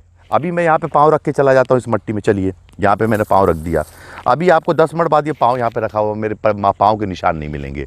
पर जो चंद्रमा पे जो अंतरिक्ष यात्री उतरे हैं, उनके जो फुटप्रिंट्स हैं, वो अरबों वर्षों तक वहाँ पे बने रहेंगे। क्यों? क्योंकि वो मिटने का नाम नहीं लेंगे। तो जब वो वहाँ पर पहुँचे हैं, तो ये सबसे बड़ी घटना है कि एक्चुअली वो वहाँ पहुँचे हैं। उसके कई तरीके, स्पिरिचुअलिटी में तो हम लोग पहुंच ही जाते हैं, वो एक अलग विषय है। पर वो जब स्पेस में जाते हैं, तो स्पेस में 16 बार सूर्योदय होता है, 16 बार चंद्रोदय हो जाता है। तो सारा बॉडी का टोटल, जो बॉडी का 1-1 अरब परमाणु है, वो मस्तिष्क की सारी जो वेव्स लेंथ चलती है, उसके कारण वो यूज टू होता है उसका। तो समझ ही नहीं पाता कि 16 बार 24 घंटे में 16 बार सूर्योदय होगा, 16 बार चंद्रोदय होगा, हम कैसे समझे, हम क्या करें? तो वो पूरा फेल हो जाता है, माइंड कोलैप्स करने लगता है। The preservation of mind is very necessary. भगवान के दर्शन में सबसे बड़ी दिक्कत ये होती है कि भगवान का दर्शन इतना विचित्र और इतना अलग टाइप का है कि उसके बाद में मस्तिष्क उसको झेल नहीं पाता। उस चीज़ को झेलने के लिए न उसने कभी सोचा रहता है, न कभी उसमें क्षमता रहती है, न कभी उसके बारे में उसने कभी सपने में भी सोचा रहता है। और उसका जो मेमोरी बैंक होता है मस्तिष्क का, उस मेमोरी बैंक में भी उस तरह की कोई घटना करोड़ों पीढ़ियों में भी रिकॉर्ड नहीं होती, कभी रिकॉर्ड ही नहीं होती। 10 पीढ़ी, 20 पीढ़ी, 25 पीढ़ी के बीच भी वो रिकॉर्डिंग नहीं होती कि भगवान कैसा दिखता है, क्या होना चाहिए भगवान की, वो जब एनर्जी आपके पास आएगी तो आप कैसे बिहेव करें। इसीलिए जब भी ईश्वर के दर्शन होते हैं, तो उसमें 2 चीज़ें की जाती हैं। The power which is come to you, या तो वो आपको सारी तरह काट देती है और फिर आपको कोड कर देती है कि आप उसको उतनी देर के लिए देख लो। आपका माइंड को एक ट्रांस सिचुएशन में डाल दिया जाता है, और उस ट्रांस सिचुएशन के निकलने के बाद उसका क्या साइड इफेक्ट अगल पड़ेगा, इसलिए उसको मेमोरी में इरेज कर दिया जाता है, ब्लॉक कर दिया जाता है। मेमोरी को वहाँ पे ब्लॉक कर दिया जाता है कि इसको डे टू डे लाइफ में पता ही नहीं चले कि इसने क्या दर्शन किए थे रात में, या रात में इसके साथ क्या घटित हुआ था। जब वो घटना रिकॉर्डिंग हो जाती है और उसको ब्लॉक कर दिया जाता है, तो वो न किसी को एक्सप्लेन कर पाता है, ना बता पाता है कि मुझे क्या हुआ था। मेरे पास कई लोग आते हैं, मैं उनसे बातचीत करता हूँ, थोड़ी देर रिसर्च करता हूँ, पूछता हूँ, सारी बातें करता हूँ, भाई क्या है क्या है क्या है। तो मैं पूछ लेता हूँ, आपको ईश्वर के दर्शन, भगवान के दर्शन हुए हैं इस स्वरूप में? तो थोड़ा थोड़ा उनको याद आता है। देन मैं कुछ अप्लाई करता हूँ, कुछ अपनी पावर्स को अप्लाई करता हूँ, कुछ करता हूँ, फिर उसकी मेमोरी बैंक को खोल देता हूँ और फिर बोलता हूँ अब बताओ। तो फिर वो बता देते हैं हाँ मैं छोटा था, बचपन में था तो मुझे काली जी के दर्शन हुए थे, मैंने हनुमान जी के दर्शन किए थे, मैंने भगवान राम के दर्शन हुए थे। जबकि वो भगवान राम के बारे में उससे मुझसे कोशिश भी नहीं की होगी दर्शन करने की, काली जी के दर्शन करने की, पर मुझे दर्शन हुए थे। पर हाँ, उसके शरीर को देख के, उसके लक्षणों को देख के, उसके हाव भाव को, उसके ऑरा मंडल को देख के समझ में आता है कि ये ईश्वर के दर्शन कर चुका है। उसको फिर रियलाइज कराना पड़ता है कि तुमको ईश्वर के दर्शन हुए हैं।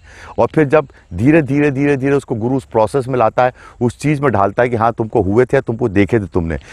तो ये भी एक काम करने का तरीका होता है कि बहुत सारे लोग 80% लोगों को तो दर्शन हो चुके रहते हैं, पर वो भूल जाते हैं, वो अपने दिमाग से इरेज हो जाता है या दुनियादारी में उलझ के फिर से वो सारी चीज़ें करप्ट हो जाता है, डेटा उनका पूरा करप्ट हो गया रहता है। पर उसको फिर से धीरे धीरे करके हम सिंक्रोनाइज करके फिर से वापस ले आते हैं कि what is God, what is God not. तो अल्टीमेट चीज़ यही है कि माइंड को, या तो माइंड को अनलिमिटेड कर दो, इतना अनलिमिटेड कर दो। और वो अनलिमिटेड दो तरीके से होता है, जिसके लिए वो नशा करते हैं कि उससे माइंड अनलिमिटेड उड़ने लगता है। वो स्पिरिचुअलिटी में नशे की तो बात की नहीं जाती है, पर उसके दूसरे तरीके हैं, मेडिटेशन के तरीके, ट्रांस डीप में डालने के तरीके। 90% ये होता है कि जो मेरे शिष्य मेरे पास मुझसे मिलने आते हैं, उनको ट्रेन में मैं काम करता हूँ। उनको जो ईश्वर के दर्शन कराए जाते हैं वो ट्रेन में कराए जाते हैं, बस में अचानक, क्योंकि हो सकता है मेरे पास आने पे वो कॉन्शियस हो जाएं। जब वो यात्रा करते हुए आते हैं, लेटे रहते हैं, तो बड़े गुरु जी के अचानक दर्शन हो जाते हैं या भगवान के कुछ उनको विशेष अनुभूति हो जाती है। उनका टाइम भी काट दिया जाता है, मतलब वो सो गए बिस्तर में, उनको ट्रेन की बर्थ में नींद लग गई तो उनको पता ही नहीं चलता 8 घंटे कब बीते, 6 घंटे कब बीते, 6 घंटे के लिए कहाँ चले गए थे। वो सब इरेज हो जाता है, सब चीज़ होती। पर हाँ, उनको ये फीलिंग जरूर आती है कि ये हमारे साथ ऐसा कुछ घटित हुआ है। इस बारे में आपसे और बात करता हूँ। उसको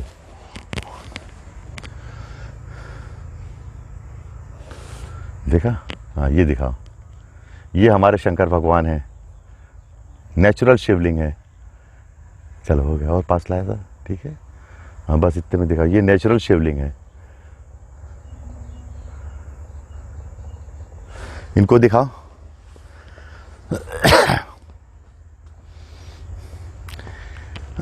ये भी हमारे शंकर जी से कम नहीं है, बहुत खूबसूरत शिवलिंग है।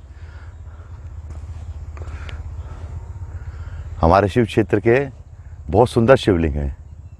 अब आप इसको देखो, इसका तमाशा देखो इस पेड़ का। ये मैंने इस साल अभी बरगद का पेड़ लगाया था। इन बेवकूफ़ लोगों ने, जिन्होंने पेड़ लगाया उसको यहीं पटक दिया, ऐसे ही फिर भी वो लग गया। आप देखो उसको पत्ती आ गई नहीं। कम से कम इनको सीधा करके लगाना था इस पेड़ को, पर वो ऐसे ही छोड़ छाड़ के चले गए, जो भी कर गए, पर लग गया। मैं देख लूँगा इसको, आओ।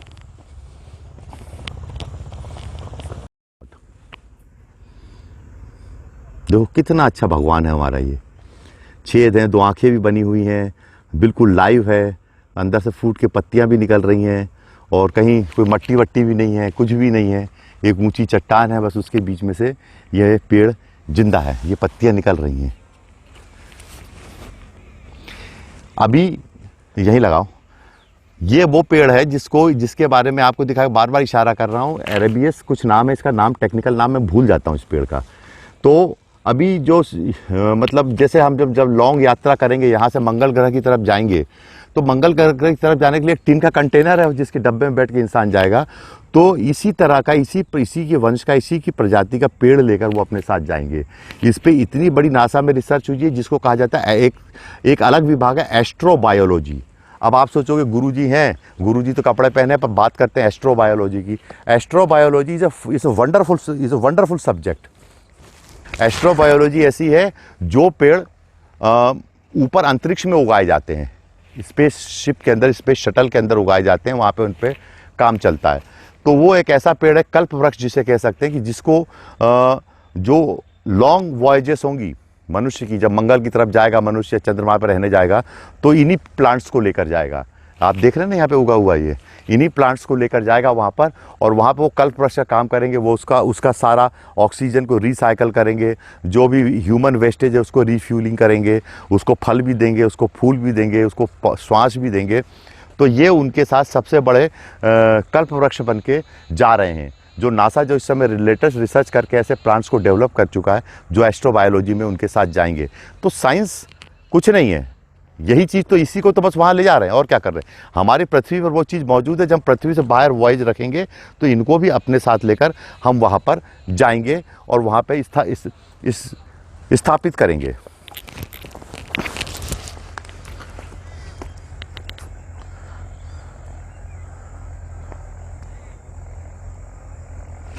क्या गाना सुनना बुरी बात है? कई बार मैं आप लोगों को भजन सुना देता हूँ, इस भजन क्या मैं हिंदी गाने सुना देता हूँ, तो कुछ मूर्ख लोग शिष्य उसका विरोध कर देते हैं कि आपने फिल्मी गाने क्यों सुना दी। क्या आप फिल्मी गाने नहीं सुनते? क्या फिल्मी गाने सुनना पाप है? क्या फिल्मी गाने के सुनने से क्या भगवान आपको नहीं मिलेगा? ये कहाँ लिखा हुआ है? मुझे लगता है फिल्मी गाने भजन की अपेक्षा फिल्मी गाने सुनने से ज़्यादा जल्दी आप सेंटिमेंटल होकर उस चीज़ में पहुँच सकते हैं, इमोशनल पहुँच सकते हैं। उसकी एक प्रोसेस है। और अगर आपको फिल्मी गाने मेरे इसमें आपको बता दूँ इसमें मुझे कितना नुकसान होता है। जो यूट्यूब है वो डॉलर्स में पेमेंट करता है और जो भी विज्ञापन आते हैं उसको डॉलर्स में पेमेंट होते हैं। आपने अपने गुरु को समझा ही नहीं। और अगर मान लो मैं अरिजीत सिंह का गाना डाल देता हूँ तो आप मान के चलिए वो सारा जो मुझे जो विज्ञापन से पैसा मिलता है वो कॉपीराइट के अंतर्गत अरिजीत सिंह या वो गाना बनाने वाले फिल्म या उसको प्रोड्यूसर को चला जाता है।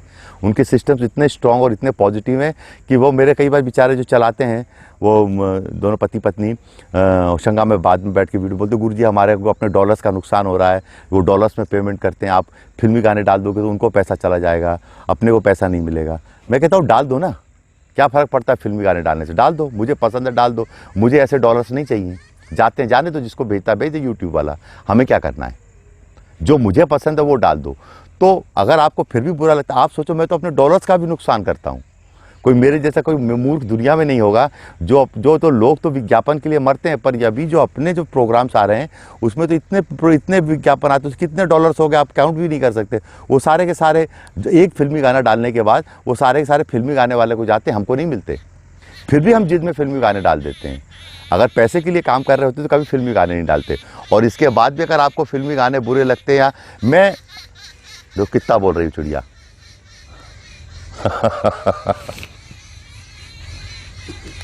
आप सुन रहे हैं उनकी आवाज? तो आप सब्सक्रिप्शन वापस ले लो, आप मेरा वीडियो मत देखा करो। पर मेरे वीडियो में मेरे पास स्वतंत्रता रहती है। मैं फिल्मी गाने बजाऊं या कुछ भी बजाऊं, या धोती कुर्ता पहन के दूं, या पैंट बुशर्ट पहन के काम करूं, या जो मर्जी है वो करूं।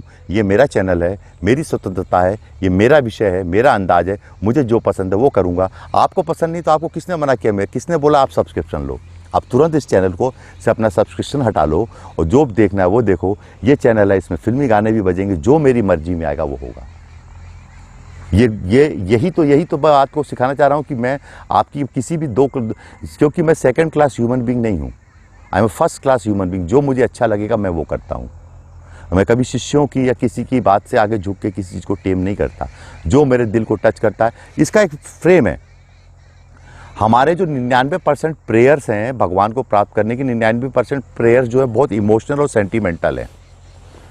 आप चाहे सिखों की सुन लीजिए, चाहे जैनियों की सुन लीजिए, चाहे बौद्धों की सुन लीजिए, चाहे हिंदुओं की सुन लीजिए, चाहे क्रिश्चियंस की या और किसी धर्म की सुन लीजिए, वो बहुत सेंटिमेंटल और इमोशनल है। भगवान के प्रति कहते हैं हम मूर्ख हैं, अज्ञानी हैं, हम लापरवाह हैं, हम ऐसे हैं वैसे हैं, हमें बहुत कमियां हैं, हमें बहुत गलतियां हैं। आप हमारी प्रार्थना स्वीकार कीजिए, हमें प्रदान कीजिए।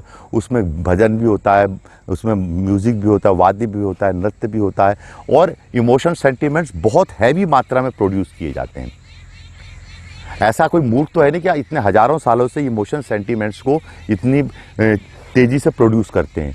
आपको बता दूं, देखिए हर तरह का प्रोग्रामिंग है पृथ्वी पे, हर तरह की प्रोग्रामिंग की है।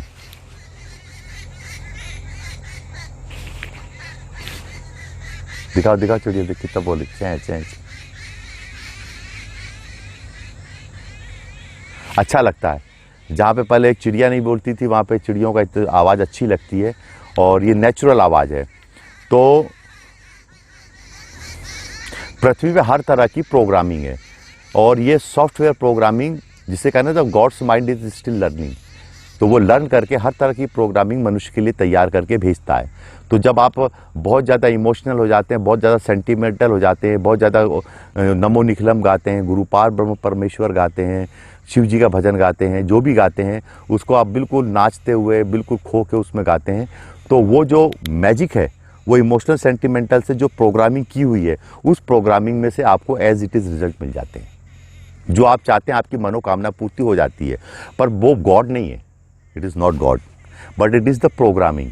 वो एक बहुत ही इंटेलिजेंट, बहुत ही सुपर जीनियस प्रोग्रामिंग्स होती हैं, जिसके माध्यम से जब आप वो प्रोग्रामिंग आप ही के लिए की गई है कि जब आप वो गाओगे या जैसा करोगे, जैसे आपके कर्म के सिद्धांत में कहा गया है कि आप जो कर्म करोगे, मैंने कहा ना, वहाँ बर्फ़ गिरेगी तो यहाँ ठंड लगी, यहाँ ठंड महसूस होगी, और यहाँ पेड़ लगेगा, यहाँ चिड़िया चहचहाएंगी तो वहाँ पे पता लग जाएगा चिड़िया चहचहा रही है हिमालय पे कि यहाँ कुछ पॉजिटिव हो रहा है। आप मेरी बात को समझिए। तो वो सारी चीज़ें एक दूसरे से इंटरकनेक्टेड है, एक दूसरे से बातचीत करती हैं, तो बहुत ही इंटेलिजेंट प्रोग्रामिंग की गई है। तो उस प्रोग्रामिंग में से आप जैसे रिजल्ट चाहते हैं वैसे रिजल्ट्स आपको मिल जाते हैं। आपको ये बात बिल्कुल न्यू लग रही होगी फर्स्ट हैंड, क्योंकि the first hand human being is telling you कि वो एक स्पेशल प्रोग्रामिंग है जिसमें आप गॉड को या जो भी किसको, ऑल माइटी को इमोशनल सेंटिमेंटल होके आप याद करेंगे तो आपको पर्टिकुलर चीज़ें प्राप्त हो जाएंगी और वो सक्सेसफुल होती है। इसीलिए आप देखिए कि लोग भजन भक्ति मार्ग की तरफ क्यों गए, क्योंकि भक्ति मार्ग जो है टोटली सिर्फ एक प्रोग्रामिंग पे रिलेटेड है। ये प्रोग्रामिंग है, उनको मालूम है। वो जो उनके लोग थे, उन्होंने जो भक्ति मार्ग के प्रवर्तक है, उन्होंने सच्चाई तो बताई नहीं, उन्होंने ये बता दिया कि रिजल्ट दिखते हैं, आदमी एकदम काम हो जाता है। या तो आप ड्रग्स ले लीजिए तो आपका माइंड बिल्कुल ट्रैंक्विल हो जाएगा, बिल्कुल शांत हो जाएगा, और उस शांत अवस्था में ही आपको कुछ अनुभूति होती है, कुछ रेडिएशंस या कुछ विकिरण आपको महसूस होते हैं। या तो आप फिर भक्ति मार्ग में चले जाइए, 20 मिनट तक बढ़िया, अगर कोई खूब नृत्य करे और खूब ढोल मजीरे बज रहे हैं और बढ़िया गाना गा रहे और रिदम में आ जाए और 20 मिनट तक 10 मिनट तक वो नाच दे आदमी, तो वो उसका माइंड तो बहुत ट्रैंक्विल हो जाएगा। उस बीच तो उसको बहुत कुछ अनुभूतियाँ हो जाएंगी, उसके सारे काम हो जाएंगे। क्यों? क्योंकि उस तरह की प्रोग्रामिंग है, कर्मों की प्रोग्रामिंग की गई है। कर्म के रिजल्ट ऐसे ही थोड़े जाते, बिना प्रोग्रामिंग के थोड़ी हो जाता है। The ultimate thing, the super natural thing is that कि जो गॉड है उसने ऐसी प्रोग्रामिंग करके छोड़ दी है आपके लिए, आप उसके हिसाब से काम कीजिए, आपको मिल जाएगा। बस इतना सा ही भक्ति मार्ग का प्रयोजन है। इसीलिए विश्व में 98% लोग भक्ति मार्ग पे चलते हैं। बुद्ध के वो अध्यात्म के मार्ग पे नहीं चलते, वो भक्ति मार्ग अध्यात्म नहीं है। आपको फिर लगेगा कि मैंने ऐसी बात कह दी, मैं ऐसी बात नहीं कहना चाह रहा था, पर आपको सच्चे बता देना चाह रहा हूं कि भक्ति मार्ग का गॉड से कोई लेना देना नहीं है, नॉट एट ऑल। भक्ति मार्ग सरल सरल है। भगवान श्री कृष्ण ने कहा कठिन कठिन है मार्ग सखाइए, तुम मेरी भक्ति कर। मतलब उन्होंने भक्ति मार्ग को इसलिए प्रोपोगेट कर दिया कि भक्ति कर लोगे, वो प्रोग्रामिंग बनी, उसके अंतर्गत आपको जो भी चाहिए, विजय चाहिए, पत्नी चाहिए, शादी चाहिए, ब्याह चाहिए, बच्चे चाहिए, आनंद चाहिए, स्वास्थ्य चाहिए, जो भी चाहिए वो भक्ति मार्ग से प्राप्त हो जाता है। वो उस लेवल पे नहीं ले गए, उस स्तर की बात उन्होंने रोक दी है। There is a difference, there is a problem कि ये चीजें हैं। तो ये आप इस स्तर की प्रोग्रामिंग्स होती है। पर आदमी 45 साल अपनी नौकरी में बर्बाद कर देता है, अपने जीवन का बहुत सारा समय ऐसे ही टीवी देखने में व्यतीत कर देता है और फिर सोचता है उसको ईश्वर की प्राप्ति हो जाए। ऐसा कैसे हो सकता है? जब आदमी दुख में होता है या किसी समस्या ग्रसित में होता है, बड़ा दुखी होता है, बड़ा कष्ट में होता है, समस्या ग्रसित होता है, तब वो मंदिर की तरफ भागता है, गुरुद्वारे की तरफ भागता है, मस्जिद की तरफ भागता है। जब उससे कुछ नहीं संभलता है तब वो जाके गुरु के पास भागता है, और जहां वो समस्या सॉल्व हो गई वो फिर भाग जाता है, वो फिर भाग जाता है। तो जब दुख में है, संकट में है, कठिनता में है, तो उसके लिए एक ऐसी प्रोग्रामिंग कर दी गई कि तू चले जा यहाँ, इस तरीके से तेरे को ये रिजल्ट मिल जाएंगे, ये तेरे साथ ये सब बातें हो जाएंगी। It is all programmings on different levels. जीव के पीछे जीव है, जीव के साथ जीव चल रहा है, जीव के आगे जीव है, जीव में से जीव निकल रहा है। मरने के बाद भी मुर्दे में से भी जीव ही निकलेगा, मुर्दे को भी जीव ही खा जाएगा। मुर्दे को कौन खाता है? अगर आप लाश छोड़ दोगे तो उसको कुछ जीव, थोड़ी देर बाद उसका कंकाल मिलेगा, सब कोई जीव खा गया ना उसको। मैं जीवित हूं तो मेरे पीछे जीव है, मेरे आगे भी जीव है। मैं ये बोल रहा हूं तो कौन सुनेगा? जीव ही सुनेगा ना, मनुष्य ही सुनेगा ना, और कौन सुनेगा इसको? कौन समझेगा इसको? इसको कौन अर्जित करेगा? जीव ही तो पैसा देगा ना, जीव ही तो एप्रिशिएट करेगा, जीव ही तो डिसलाइक करेगा। इस चीज को आपको समझना पड़ेगा कि आप मनुष्य का तिरस्कार करके, जीव का तिरस्कार करके, पर जीवात्मा का तिरस्कार करके परमात्मा की बात करते हो। पहले जीवात्मा को तो समझ लो, जीवात्मा की तो पूरी संरचना को समझ लो। अरे ये जीव ही तो है, ये जीव ही तो मुझे छाया देगा, ये जीव ही तो मुझे फल देगा, ये जीव ही तो मैंने लगाया है, ये जीव ही तो यहाँ के वातावरण को पलट रहा है। ये जीव ही में से तो ऑक्सीजन निकल रही है, इसी में से तो कार्बन डाइऑक्साइड निकलेगी, इसी में से तो जलाने के लिए लकड़ी निकलेगी, इसी के तो पत्ते हैं, इसी के ऊपर तो जीव बैठे हैं, इसी के ऊपर तो चिड़िया बैठेंगी, घोंसला बनाएंगी, अंडा देंगी। तो जीव के पीछे जीव है, जीव के जीव ही तो चले, जीव ही तो है। आपको समस्या किससे? जीवात्मा को जीवात्मा से समस्या है, परमात्मा से कोई समस्या नहीं है। फिर आप उसको क्यों ढूंढते हो? क्यों? आपकी समस्या तो जीवात्मा तक सीमित है। आपको कोर्ट में कौन घसीटता है? आप पे मुकदमा कौन करता है? मनुष्य तो करता है। जीवात्मा आपको भी छोड़ दो, मनुष्य के लेवल पे आ जाओ। आपको कोर्ट में आपके ऊपर केस कौन करेगा? मनुष्य करेगा ना। आपको हाथ में हथकड़ी कौन लगाएगा? मनुष्य लगाएगा ना, जानवर थोड़ी लगा देंगे। आपको जेल में कौन ठूसेगा? मनुष्य ठूसेगा ना। आपको डंडे से कौन मारेगा? मनुष्य मारेगा ना। मैंने तो किसी गाय भैंस को डंडे से मारते किसी मनुष्य को देखा नहीं आज तक। देखा क्या तुमने कभी मारते हुए? आपको कौन मारेगा? आपको कष्ट कौन देता? आपको धोखा कौन देगा? आपको धोखा कौन देगा? आपको धोखा आप मनुष्य देगा ना। आपको प्रेम कौन करेगा? मनुष्य करेगा ना। आपका पैसा ठग के कौन ले जाएगा? मनुष्य ले जाएगा ना। वो भी तो आप ही से ले जाएगा ना। मनुष्य की एक लंबी कड़ी और चैन जुड़ी हुई है। कौन करता है? तो फिर लोग गुरु की बुराई क्यों करते हैं? जीवित जागृत गुरु की। जब आपको ठग रहा है एक जीवित जागृत व्यक्ति, तो आपका उत्थान भी एक जीवित जागृत व्यक्ति करेगा। आप सेक्स किसके साथ करोगे? मनुष्य के साथ ही सेक्स करेगा ना। आपको तलाक कौन देगा? एक मनुष्य देगा ना। कोई गाय भैंस से तलाक होता है क्या? आपकी शादी किससे होगी? मनुष्य से ही होगी ना। जीव मनुष्य से ही होगी ना। आपको दुखी कौन करता है? मनुष्य दुखी करता है ना। आपके बच्चे ही तो जीव हैं, वही तो आपको दुखी करते हैं। आप किसके लिए त्याग करते हो? मनुष्य के लिए त्याग करता है ना। ये जीवन है। ये तो पत्थर है, इसको तो जीव की उस श्रेणी में मैं नहीं ले सकता ना। ये तो बेचारा ठीक है, ये मेरा क्या नुकसान कर रहा है? कोई नुकसान नहीं कर रहा। हो सकता है बाहर से कोई बड़ा पत्थर फेंक दे तो मेरे सर फोड़ देगा, तो ये पत्थर थोड़ी उछल के मेरे सर पे लग जाएगा। पर कोई मनुष्य पत्थर फेंकेगा तो मेरे सर पे लग जाएगा। जितनी भी 100% जो गतिविधियां होती हैं वो मनुष्य के कारण ही होती हैं। दुख भी उसको कारण ही मिलता है, सुख भी उसी कारण मिलता है, इमोशंस भी उसी कारण, सेंटिमेंट्स भी आते हैं, धोखा भी उसी कारण का आता है, उठाता भी वही है और सुनता भी जीव ही जीव की सुनेगा ना, मनुष्य की सुनेगा ना। आप किससे ईर्ष्या करते हैं? आप किससे द्वेष करते हैं? आप किससे मोह करते हैं? मैंने कहा था भग्नम रागम भग्नम द्वेषम भग्नम, ये दुनिया भर मोह, ये किससे? ये टोटली मनुष्य से रिलेटेड है ना। मुझसे इससे क्या राग मुझे? इससे क्या द्वेष मुझे? इससे क्या मोह मुझे? अर्जुन को पत्थर से मोह हुआ था क्या? अपने जीवों से ही तो मोह हुआ था ना। तो जो समस्याएं हैं, जो सर्किट है, वो जीव तक है। गॉड बहुत ऊपर आता है। और जब इस सर्किट को पूरी तरह समझ जाओगे, इसके लिए टू अंडरस्टैंड द माइंड, आपको सिर्फ और सिर्फ एक ही काम है कि आप मस्तिष्क को समझिए। देखिए आप अपने मस्तिष्क को देखिए ना। आपका मस्तिष्क की गतिविधियों को देखिए ना, क्या क्या कर रहा है, कितना बन के बोल रहा है मस्तिष्क। अंदर कुछ है, बाहर कुछ है, कितना बन के बोलता है मस्तिष्क, कितना डिसेप्टिव, कितना झूठ बोलता है मस्तिष्क। आपका मस्तिष्क आपसे ही झूठ बोलता है। कितना मस्तिष्क, आपका मस्तिष्क आपके साथ ही छल करता है। आपका मस्तिष्क आपको ही धोखा देता है। बिल्कुल आपका मस्तिष्क आपको ही ट्रुथ नहीं बताता। That is the problem. Problem की मूल जड़ यह है कि आपका मस्तिष्क आपसे ही झूठ बोलता है, आपको सच बताता ही नहीं। आपका मस्तिष्क आपको नकली विजन दिखाता है।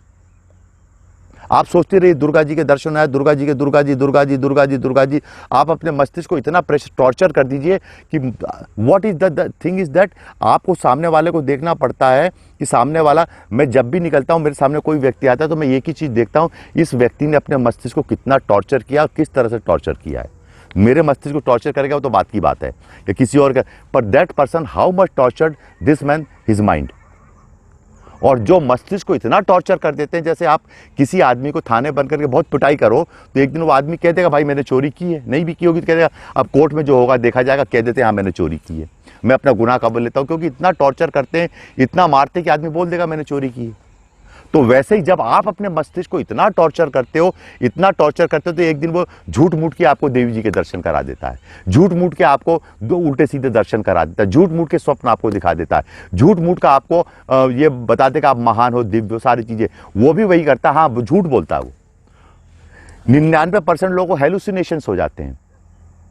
क्यों? वो हेलुसिनेशंस इसीलिए होते हैं क्योंकि टॉर्चर किया गया है। They tortured their mind. For God sake आपको ईश्वर की प्राप्ति के लिए जीव को टॉर्चर करने की, जीव ही जीव के पीछे जीव को टॉर्चर करने की ज़रूरत नहीं है, और उसके लिए अपने मस्तिष्क को टॉर्चर करने की ज़रूरत नहीं है। आप टॉर्चर करके कभी भी मस्तिष्क से झूठे दर्शन तो कर लोगे, पर ट्रुथ नहीं कर पाओगे। आपसे फिर बात करता हूँ, थोड़ा मुझे समय दीजिए।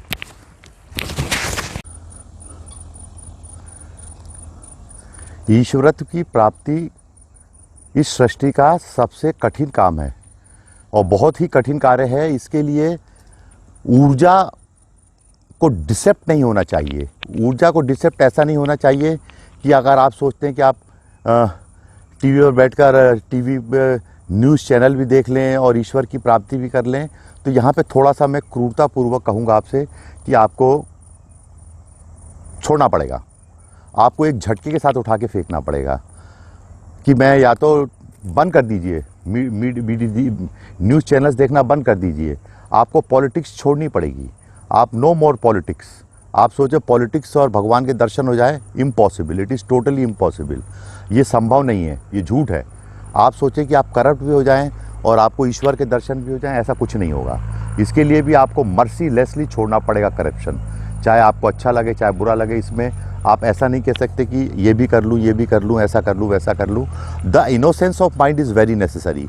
मेरी जब पत्रिका निकली थी तो मेरी छोटी सिस्टर है मुझसे 5-6 साल छोटी, तो उसकी बच्ची हुई थी। वो पत्रिका रुद्र रंग पहला निकला था और वो दोनों साथ साथ हुए थे।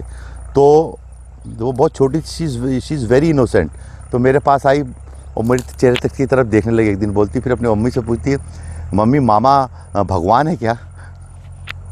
उसके मन में एक, मेरे को ऐसे धोती कुर्ते में ऐसे देख के आया तो बेचारी देखने लगी, बोली मम्मी मामा भगवान है क्या? उसकी दृष्टि मैंने अपनी आंखों से ऐसी देखी, हाँ वो भगवान। उसकी मम्मी ने बोला नहीं बेटा, मामा भगवान नहीं है, भगवान का काम करता है, वो उसकी माँ है। वो अपने हिसाब से, बुद्धि के हिसाब से उसने बोला। पर हाँ, उस समय जो मेरे अंदर से फीलिंग्स निकली, जो मेरे अंदर से सारी चीज़ें निकली, आज वो इंजीनियर है, वो बच्ची पढ़ लिख गई, हेल्थ हाइट पर्सनालिटी बहुत अच्छी है और जीवन में उसको सब कुछ प्राप्त हुआ और आगे भी प्राप्त होगा।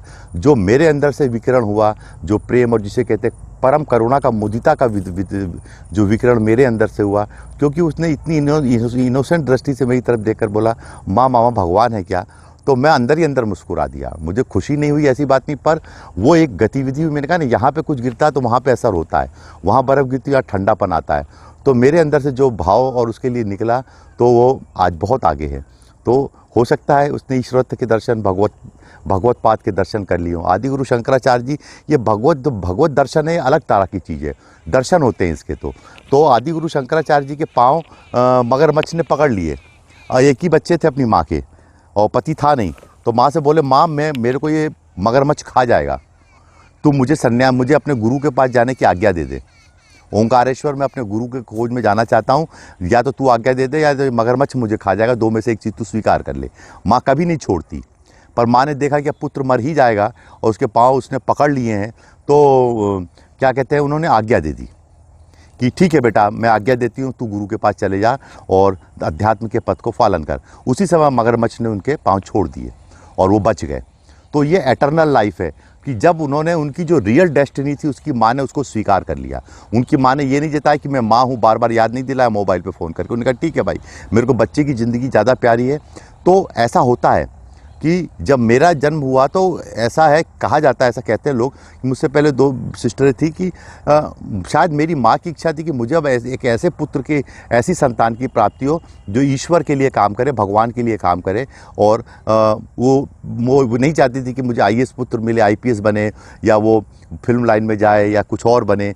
उन्होंने भगवान से ये हाथ जोड़ के मांगा था, मुझे ऐसा पुत्र देना, संतान दे जो ईश्वरत्व की तरफ जाए, जो मेरे 7 पीढ़ियों में जो भगवान की पूजा पाठ में कमी, या जो इस चीज़ में कमी रह गई हो, ईश्वर मार्ग में जो कमी रह गई हो चलने में, वो ये पुत्र उन सब की कमियों को पूरा कर दे। बाकी तो सब तरह के लोग हैं, पर ऐसा पुत्र मुझे देना। उनकी इसी सोच से मेरा जन्म हुआ। इसी सोच से मेरे माँ 12 वर्ष बाद मेरा जन्म हुआ। बहुत मुश्किल से जन्म हुआ, इतनी आसानी से जन्म नहीं हुआ। तो ये होता है कि आपने बच्चे को किस लिए मांगा। आप आईएएस मांग सकते हो, आईपीएस भी मांग सकते हो, सृष्टि में ऐसे सॉफ्टवेयर है। आप अच्छा इंजीनियर, डॉक्टर भी मांग सकते हो, आप खूबसूरती भी मांग सकते हो, आप धन ही बहुत तपस्वी राजा भी मांग सकते हो। पर उन्होंने ये मांगा कि ऐसा पुत्र हो, ऐसी संतान हो जो ईश्वर के मार्ग में चल के काम करे। मांग तो उन्होंने दिया, ईश्वर ने उनको दे भी दी। अब ये मार्ग तो ऐसा ही है, इस मार्ग में ऐसे ही चल रहा हूँ और आपके सामने मैं खड़ा हूँ, तब वो आत्मा, तब वो चीज़ आके उतरती है। तो इसे कहते हैं कि एटर्नल लाइफ। इस एटर्नल लाइफ में चलते हुए आपको इनोसेंस ऑफ माइंड रखना पड़ेगा। जो माइंड बहुत कम अनइन्फ्लुएंस्ड हो, जो इन्फ्लुएंस्ड होते भी नहीं हैं और किसी किताब से, किसी चीज़ से, किसी विचारधारा से, किसी चीज़ राजनीति से, इससे उससे, दुनिया भर में बहुत सारी चीज़ें भरी हुई हैं, उन सब चीज़ों से अनइन्फ्लुएंस्ड रहते हैं, एक इनोसेंट टच लिए हुए रहते हैं और उनका माइंड प्रिजर्व्ड होता है। अदरवाइज़ दो चीज़ें होंगी कि आपको दूसरे लेवल की चीज़ें, उसमें आप 60 साल के अंदर आपका माइंड डिस्टॉर्ट हो जाएगा, आपका माइंड थक जाएगा, आपका माइंड टूट फूट जाएगा, आपका माइंड गिर जाएगा, नष्ट हो जाएगा। पर जो एटर्नल माइंड है वो नष्ट नहीं होता, वो डे बाय डे उसमें ग्रोथ और उसमें सुगंध आती जाती है। अब द मास्टर्स क्या ने कभी छुट्टी नहीं ली। मैं 24/7 काम करता हूँ। सैटरडे संडे कोई छुट्टी नहीं होती। ऐसा नहीं कि मैं चाहूँ तो छुट्टी न ले लूँ, कोई दीपावली को भी कोई छुट्टी नहीं लेता, हमेशा काम करता रहता हूँ। आपने देखा होगा शिविर होते रहते, घूमता फिरता रहता हूँ, मुझे कोई छुट्टी की ज़रूरत नहीं है। क्या मैं छुट्टी लूँगा, ये करूँगा, वो करूँगा, ऐसा करूँगा, वैसा करूँगा? तो मेरा स्टाफ छुट्टी लेता है, वो ले सकता है, छुट्टी वो लेता है। तो कृष्णमूर्ति जी भी मेरे जैसे ही काम करते, द मास्टर्स भी, बड़े गुरु जी भी ऐसे ही काम करते, उनकी कभी छुट्टी नहीं होती। हम लोग छुट्टी नहीं लेते, ब्रेक नहीं लेते। तो या हमको कोई रिफ़्रेश होने के लिए या घूमने फिरने के लिए या फिर मूड को सेट करने की ज़रूरत नहीं पड़ती।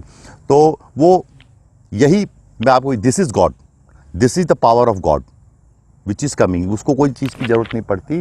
तो उनके स्टाफ ने कहा, किसी ने उनसे, सर उन्होंने कहा तुम छुट्टी चले जाओ। तो बोले तुमको 1 महीने की छुट्टी की ज़रूरत है। बोले सर आप तो छुट्टी नहीं लेते, तो हम कैसे छुट्टी लें? उन्होंने कहा मेरे से अपनी तुलना मत करो, डोंट कंपेयर विथ मी। मेरी बात छोड़ो, मैं बिना छुट्टी लिए काम करता हूँ, जब तक मेरा काम है मैं करूँगा, मुझे कुछ नहीं होगा। पर तुमको छुट्टी की ज़रूरत है। अगर तुम 1 महीने छुट्टी नहीं लोगे तो तुम कोलैप्स हो जाओगे, तुम गिर जाओगे, तुम्हारा माइंड की एफिशिएंसी घट जाएगी, सारी चीज़ें घट जाएंगी। इसलिए तुमको छुट्टी की ज़रूरत है और तुमको छुट्टी लेनी चाहिए। तो उस आदमी की ये बात समझ में आ गई, उसने छुट्टी ले ली। तो आपको, मैं चाहूँ तो मैं भी आपको, आप एक टाइम फिक्स कर लो रोज़ का कि आप 5 से 6 में मुझे एक वीडियो दे दो। मैं रोज़ 5 से 6 में एक वीडियो दे दूंगा आपको बना के, टॉप क्लास वीडियो दे दूंगा, पूरा का पूरा, किसी भी चीज़ पे बहुत अच्छी दे दूंगा जो आपके जीवन में काम आएगी। पर आपका माइंड इतना झेल नहीं पाएगा, आप 5 से 6 में बैठ नहीं पाएंगे रोज़। आपके पास इतनी प्रतिबद्धता नहीं कि 5 से 6 कुछ भी हो जाए आपको करना है, ऐसा नहीं कर पाएंगे आप। मैं आपको एक छोटी सी बात बता रहा हूँ। जब मेरे गुरुजी का शिविर भोपाल में हो रहा था, तो गुरुजी का शिविर और मेरी सिस्टर की शादी एक साथ हो रही थी। और जिस समय सिस्टर की रात को शादी हो रही थी और रात को गुरुजी का शिविर चल रहा था, और उसमें ऐसा था कि जो दुल्हन का भाई होता है वो कुछ क्रियाएं करता है, शादी में होती है नॉर्मली। तो मेरे सामने दुविधा थी, या कि मैं गुरुजी के साथ रहूं कि अपनी बहन की शादी में जाऊं या वो क्रिया करूं।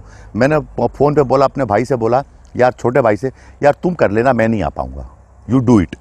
और यकीन मानिए, जब वो शादी की मुख्य क्रियाएं हुई, सिंदूर इंदूर लगाते हैं तो भाई का होना जरूरी होता है, उस समय मैं नहीं था, मेरा छोटा भाई, he is performing all those things. और मैं यहाँ पे अपने गुरुजी का शिविर का काम कर रहा था, गुरुजी के साथ खड़ा हुआ था, मंच पे मुझे रुकना जरूरी था। तो आपकी प्रायोरिटीज़ होती है। अगर मेरी जगह आप इतने ताकतवर हैं कि ये प्रायोरिटीज़ को मान देंगे आप, मैं तो नहीं गया अपनी सिस्टर की शादी में भी, मुझे कोई दुख नहीं क्योंकि मैंने ये किया, पर ये नहीं है। मैं तो अभी देख रहा हूँ कि मैं वीडियो देता हूँ तो जब आपको मर्जी होती तब आप देखते हैं। खैर कोई बात नहीं। और व्हाट इज़ गॉड, इसका के साथ का मैं इसके साथ कंक्लूड करता हूँ। The mind must be innocent, mind must be uninfluenced, mind must be directly connected with guru, mind must be no cheating of mind, no mind game. Mind game का टोटल स्टॉपेज होना चाहिए और इससे बढ़ के कुछ नहीं है। दैट मेरे शिष्यों को this is a promise, this is a gentleman promise. और मैं आप लोगों को थोड़ा सा वीडियो खींचता हूँ। वाई, दिस इज़ व्हाट, आपने देखा होगा कि मैं एक अध्यात्म के लिए सबसे बड़ी बात ये होती है कि आप you are a civilised person और नॉट। गॉड के दर्शन तभी हो सकते हैं जब आप सिविलाइज्ड होंगे। Do not be A cave man. मैं आपको फिर से गुफाओं में भेजना नहीं चाहता, आपको कबीलाई नहीं बनाना चाहता। आपने देखा था पुराने ज़माने में गुफाओं में क्या होता था, सब लोग इकट्ठे हो जाते थे, एक जानवर का शिकार करके लाते थे, रात को मशाल जला लेते थे या जो भी जला लेते, जानवर को उसके माथे पे तिलक लगा के उसको काट देते थे, उसकी बलि देते थे, उसका खून पी जाते थे और नंगे होके महुआ की दारू पी के औरत आदमी नाचते थे। वो गुफा मानव लोग करते थे। गुफा मानव जैसे कपड़े पहने रहते थे, गले में हड्डियां लटकाए रहते थे, महुआ की शराब पी ले लेते, मांस का भक्षण करते थे और खूब नाचते थे। हम ऐसा कई हजार वर्षों तक, कई लाख वर्षों तक करते आए हैं। अभी 5-10 हज़ार वर्ष हुए हैं कि हम गुफा से निकल के सिविलाइज्ड वर्ल्ड में धीरे धीरे एंटर कर रहे हैं। पर जो ट्रेसेज हैं, जो गुफा मानव की और कबीलाई ट्रेसेज हैं, आज की जो आपकी जो डेमोक्रेसी है, जो आपकी डिक्टेटरशिप है, जो कुछ भी है, ये कबीलाई संस्कृति है। अभी भी रिफाइंड नहीं है ये, क्योंकि रिफाइंड नहीं है इसलिए भगवान के दर्शन नहीं है। गुफा मानव को कभी भगवान के दर्शन नहीं होते। ये बहुत साल पहले से हम मनुष्यों के जीवन में ये चलन रहा है। हम गुफा से निकल के अभी 3,000 साल पहले गुफा से निकल कर आए हैं। 5,000 साल पहले गुफा से निकल के आए हैं और लाखों साल गुफाओं में इसी तरह से हमने जीवन व्यतीत किया है। ऐसे ही मारा मारी, ऐसे ही दूसरे को भाला घोंपना, तीर घोंप देना, मार डालना, ऐसा ही गुफाओं से निकल के हम कबीले बने और कबीले से निकल कर अभी हम यहाँ पर आए हैं। तो हम में कबीलाई चीज़ भी है। हमारी सोसाइटी पूर्ण रूप से गुफा मानव और कबीलाई संस्कृति का एक सम्मिश्रण है। गुफा मानव और कबीलाई संस्कृति का एक सम्मिश्रण है और कबीलाई संस्कृति में सत्ता की लड़ाई है, पद की लड़ाई है। गुफा मानव तो गुफा मानव है, तो पद की लड़ाई है, सत्ता की लड़ाई है, पावर की लड़ाई है। तो अभी हम उससे मुक्त नहीं हुए जब तक हम, और इसी कबीलाई संस्कृति से उठ के छोटे छोटे राज घराने बने हैं। इसी राज घराना से उठा के प्रदेश बने, प्रदेश से देश बनाए, देश से राष्ट्र बनाए, राष्ट्र से कॉन्टिनेंट बनाए, कॉन्टिनेंट से ये बनाए वो बनाए, ऐसा फलाना ढिमका ढिमका ढिमका करके चलता चला आ रहा है। अभी ये झंडा तो ये सेना तो ये पुलिस तो ये हवाई जहाज, तो ये सारी चीज़ें इसी चीज़ों से निकल कर आई हुई हैं, इस चीज़ों से निकल कर आई हैं। इसलिए अभी भी हम कबीलाई संस्कृति, और मैं हमेशा कबीलाई संस्कृति आपको न गुफा मानव बनाना चाहता हूँ, न कबीलेवाद की तरफ आपको कबाइलियों की तरफ आपको लेना चाहते हो। ये जो अघोर पंथ है, ये है वो है। बहुत साल मनुष्य नरभक्षी रहा है, उसने मानव मांस खाया है, उसके कारण जीनों में बड़े परिवर्तन हुए हैं। ये साइंटिफिक प्रूफ है कि हमने तो नरमांस, पहले तो मनुष्य नरभक्षी था ना। तो मनुष्य की यात्रा कोई अभी पूर्ण रूप से सुसंस्कृत यात्रा नहीं हुई है, इसलिए। और ईश्वर परम सुसंस्कृत है, परम सुसंस्कृत है। और मनुष्य जो है अभी भी कबीलाई और केवमैन की मानसिकता से ऊपर नहीं उठा है। अभी भी मैं आपको बता दूं, जितने लोगों को मैंने दीक्षा दी है उससे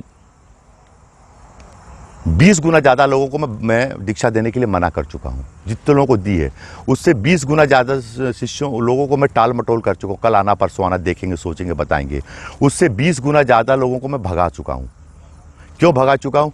क्योंकि वही कबीलाई संस्कृति और वही गुफा मानव की संस्कृति से अभी भी उनकी मानसिकता ग्रसित है। वो रिफाइंड नहीं हो पाए, वो इतने रिफाइंड नहीं हो पाए कि जिनके लिए कि वो ईश्वर के दर्शन कर सके और इस चीज़ों को, ईश्वर परम संवेदनशील के दर्शन कर सके। वो चीज़ अभी भी उनके अंदर बरकरार है, वो सेंसिटिविटी नहीं आई है। गुफा मानव कोई सेंसिटिव थोड़ी होते हैं, वो तो वही काटना, वही सुबह से एक जानवर काटना, उसी के साथ उनकी ज़िंदगी चलती है। कबीलाई संस्कृति भी सत्ता पर आधारित है। तो इन दोनों से हटकर, इसीलिए बुद्ध ने कोई ग्रह व्रह त्याग नहीं किया, कोई राज्य प्रदेश त्याग नहीं किया।